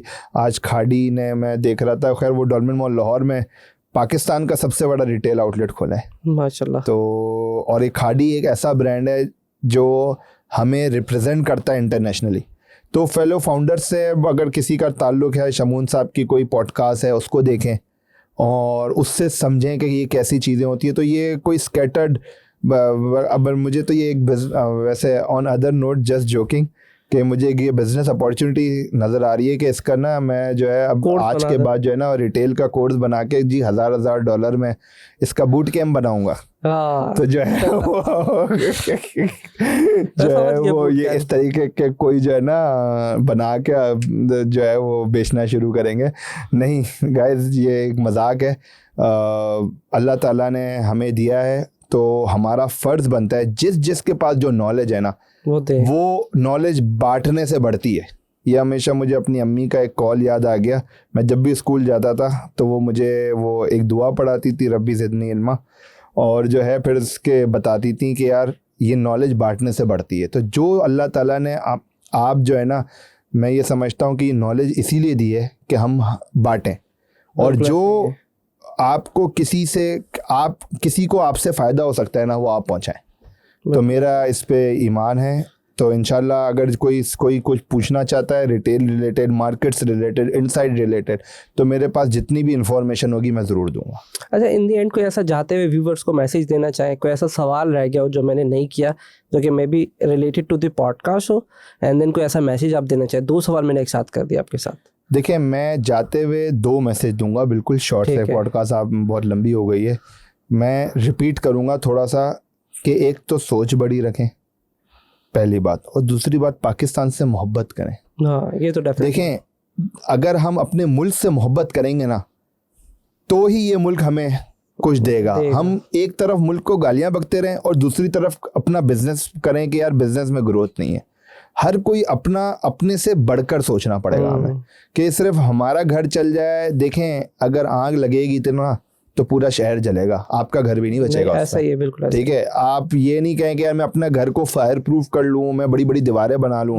वो अगर ये मुल्क नहीं बचेगा तो कुछ नहीं बचेगा। बिल्कुल। तो मुझे ये लगता है कि हमें ज़रा एक बिजनेस को सक्सेसफुल करने के लिए ना मुल्क से और इस मुल्क के लोगों से मोहब्बत करना बहुत ज़रूरी है, क्योंकि जब तक आप अपने लोगों को नहीं समझेंगे आप बिजनेस प्रोडक्ट उनके लिए ला ही नहीं सकेंगे। और तीसरी बात जिस पे हम एंड करें वो ये है कि देखें, मैं एक मिसाल कहता हूँ कि हम बाहर से खड़े होके समंदर की गहराई नापने की कोशिश करते रहेंगे तो क्या हम कर सकते हैं? नहीं कर सकते, बिल्कुल नहीं कर सकते। तो मैं ये समझता हूँ कि डिप मारें, छलांग मारें, मगर ऐसी ना मार दें कि भाई कि सबको भाई डूब के मरी जाए। कैलकुलेटेड लोगों से पूछें, यार इसकी जो है ना गहराई कितनी है? भाई 6 फीट है। अच्छा भाई मेरी हाइट 5 फीट है, मैं डूबूंगा नहीं। तो एक लिमिटेड कैलकुलेशन, लिमिटेड कैपेसिटी में कैलकुलेटेड रिस्क लेना सीखें। एक एंटरप्रेन्योर आप तभी बनेंगे, मैं कहता हूँ दुनिया के सबसे बड़े एंटरप्रेन्योर में मैंने सिर्फ हमेशा एक चीज़ देखी है, वो रिस्क लेने से कभी नहीं घबराता। ठीक है, तो रिस्क लें और अपनी जर्नी को रिटेल में स्टार्ट कर दें। इसको सोचते रहेंगे ना, आज मैं देखना आज जितना मुश्किल है अगले साल उससे डबल मुश्किल होगा, उससे अगले साल ट्रिपल मुश्किल। लोग आए जा रहे हैं माशाल्लाह। पाकिस्तान की जो आवाम है एक वो बड़ी एजुकेटेड होती जा रही है। मैं उसमें फ़र्क देखता जा रहा हूँ कि जो हम अपने वक्त में जो हमारे पास यूट्यूब और ये चीज़ें नहीं थी, मगर आज मैं देखता हूँ कितने लोग ऑनलाइन कमा रहे हैं, सारी चीज़ें कर रहे हैं। अपॉर्चुनिटीज़ का समंदर खुल गया है और लोग एजुकेटेड होते जा रहे हैं। और वो आज आप नहीं करेंगे तो कल कोई और आपको रिप्लेस करके रिटेल में एक्सपेंड करके आपका ई कॉमर्स का बिजनेस ही आउटडेट हो जाएगा। मैं ये समझता हूँ। तो मैं कर गुजरे इसको, कोई छोटी सी आउटलेट खोलें, कहीं किसी अपने घर के पास ही खोल के एक एक्सपीरियंस कर लें। हाँ, टेस्ट एंड ट्रायल करें, कस्टमर को एक्सपीरियंस दें अपने प्रोडक्ट का कि वो लुक एंड फील में कैसा आपको प्रोडक्ट को देखता है। फिर उसकी इन्फॉर्मेशन लेते हुए अपने प्रोडक्ट को बेहतर करें। फिर एक बड़े कोई, ये नहीं आज आप बोलें भाई आज मैंने पैदा हुआ हूँ, आज मैंने जो है वो घूमने जाना है, ऐसे नहीं हो सकता। आपने जो है वो ये इसकी मिसाल मैं यूँ दूंगा कि भाई ये नहीं कहूँगा कि भाई मैंने भाई पहली अच्छा मैं अक्सर फाउंडर से मिलता हूँ ना, तो मैं कहता हूँ भाई आपने आउटलेट खोलनी है। हाँ, वो कहते हैं हमें आउटलेट खोलनी है। मैं इनसे पूछता हूँ कहाँ? कहते हैं यार डॉल्फिन मॉल क्लिफ्टन में खोलनी है। डायरेक्ट नहीं सोचता। अच्छा, मैंने कहा कि डॉल्फिन मॉल क्लिफ्टन में आपने खोलनी है, क्योंकि अब क्या है जी, वो डिफेंस में रहते हैं, उन्होंने सिर्फ एक ही मॉल देखा है, उनको पता ही नहीं है समंदर बाहर मार्केट जो। तो ये सोच रखना कि भाई पहली दुकान हमारी होगी तो डॉल्फिन मॉल क्लिफ्टन में होगी, वरना मैं नहीं खोलूंगा दुकान। और उसके बाद उसके पैसे सुन के फिर बैक हो जाते हैं। हाँ भाई, आज जितने आपके वसाइल हैं वो नहीं, बड़े हमारे कहते हैं भाई जितनी चादर है उतने पैर फैलाओ। अरे भाई जो आपकी औकात है, जितनी आपको सर उस पे तो उस मीन्स पे तो काम करो। बस इतना ऊपर हम रख देते हैं बैरियर के, वहां से शुरू करेंगे तो कुछ भी नहीं कर सकते। तो मुझे ये लगता है कि भाई जितने आपके पास वसाइल हो आप स्टार्ट करें, तो इंशाल्लाह अल्लाह ताला जो है ना नियतों पे फैसले करता है। तो मैं ये समझता हूँ नियत अच्छी रखें, लोगों को फ़ायदा पहुँचाने की नियत करें। जो चीज़ें मुझे हेल्प की हैं इस जर्नी में आते हुए तो वो मैं ही बता सकता हूँ। और जो है ख़ास तौर पे जो है वालिदैन की दुआएं लें तो अल्लाह ताला जो है वो आपको ऐसी तरक्की देगा अपने लिमिटेड मीन्स में कि आपने सोची भी नहीं होगी। और बहुत मज़ा आया आपसे बात करके, बहुत सारी इन्फॉर्मेशन भी आपने दी, और इन दी एंड जो आपने सबसे अच्छा मैसेज दे कि अगर किसी को कोई मसाइल आ रहे हैं, कोई नहीं आ रहा, आपके पास तो एक प्रैक्टिकल तजुर्बा है तो वो कनेक्ट कर सकते हैं। डेफिनेटली हम प्रोफाइल है आपको, नाम से आपका नाम पूरा बताइएगा ज़रा। मोहम्मद हमजा जांगड़ा करके अगर सर्च करेंगे, लिंक्डइन पे भी हूँ मैं, लिंक्डइन पे भी मैं अपनी जो है वो प्रोफाइल भी बता दें अपनी लिंक्डइन की। प्रोफाइल कैसे लिंक? नहीं, वो होता है लिंक होता है कि वो मुझे आप पॉडकास्ट के नीचे डाल दीजिएगा, कनेक्ट कर दीजिएगा, मैं आपको लिंक भेज दूंगा। तो उस पर मैं रिटेल रिलेटेड बड़ी इन्फॉर्मेशन शेयर करता रहता हूँ, तो मुझे वहाँ फॉलो करें आप लोग। तो वहाँ से आपको जो है डिफरेंट एक्सपीरियंस ऑफ रिटेल इंशाल्लाह मिलता रहेगा और कनेक्ट रहेंगे। जैसे मैं कहता हूँ जैसों के साथ रहते हैं बंदा वैसा हो जाता है। आपकी पोस्ट पढ़ेंगे, आपका माइंडसेट देखेंगे, तो अगर जहाँ चैलेंजेस आ रहे होंगे तो वो फिर दूर होना शुरू हो जाएंगे, और मैसेज भी करेंगे तो डेफिनेटली रिप्लाई आ ही जाएगा। जरूर और अब मैं जो आपका माइंडसेट देख रहा है, आप बिल्कुल रेडी हो बताने के लिए, अब तैयार है कि आपने सवाल करना है इनसे, सब जी। है। देखें, नॉलेज तो है, अब लेने वाला सामने जो है ना वो होना चाहिए। और जितना मैं यहाँ आज आपके तवज्जुह से ये बात कमिट करता हूँ कि जितना मेरे पास नॉलेज है, मेरी कोशिश होगी कि मैं लोगों को बांटूं इंशाल्लाह कि और उनको उनसे फ़ायदा हो, और इंशाल्लाह गारंटीड अल्लाह ने चाहा कि ज़रूर फ़ायदा होगा इंशाल्लाह। थैंक यू सो मच, बड़ा मज़ा आया आपसे बात करके। Thank you very much sir, thank you to you कि आपने मुझे मौका दिया यहाँ आके बात करने का। और मैं यहाँ इस बात मेंशन कर दूं कि मेरी पहली पॉडकास्ट है लाइफ की, इंशाल्लाह कि आपने ये मौका दिया, तो इंशाल्लाह अल्लाह ताला जो है आपको भी वो करेगा कि आप जी इतना अच्छा चैनल और नॉलेज फैला रहे हैं लोगों में। कोशिश मेरी है कि बस आपकी दुआएं भी चाहिए, आप अपनी अम्मी से भी दुआएं कराएं जरूर कि ये आपकी पॉडकास्ट लोगों तक पहुंचे, जिनको चाहिए। मुझे नहीं चाहिए व्यूज, मेरी वालिदा की दुआएं मशहूर हैं, तो उनको बोलो कि जिनको चाहिए, ये जो लोग इन्फॉर्मेशन ढूंढ रहे हैं उन तक पहुंच जाए बस, क्योंकि हमने अपना काम कर दिया, अब दुआ का काम है। नहीं इंशाल्लाह नहीं, आप बहुत अच्छा काम कर रहे हैं, अल्लाह ताला आपको जज़ाए खैर दे और आपको अपने मकसद में कामयाब करे। दुआ कराते रहना चाहिए। थैंक यू सो मच, अल्लाह हाफिज़। थैंक यू, अल्लाह हाफिज़।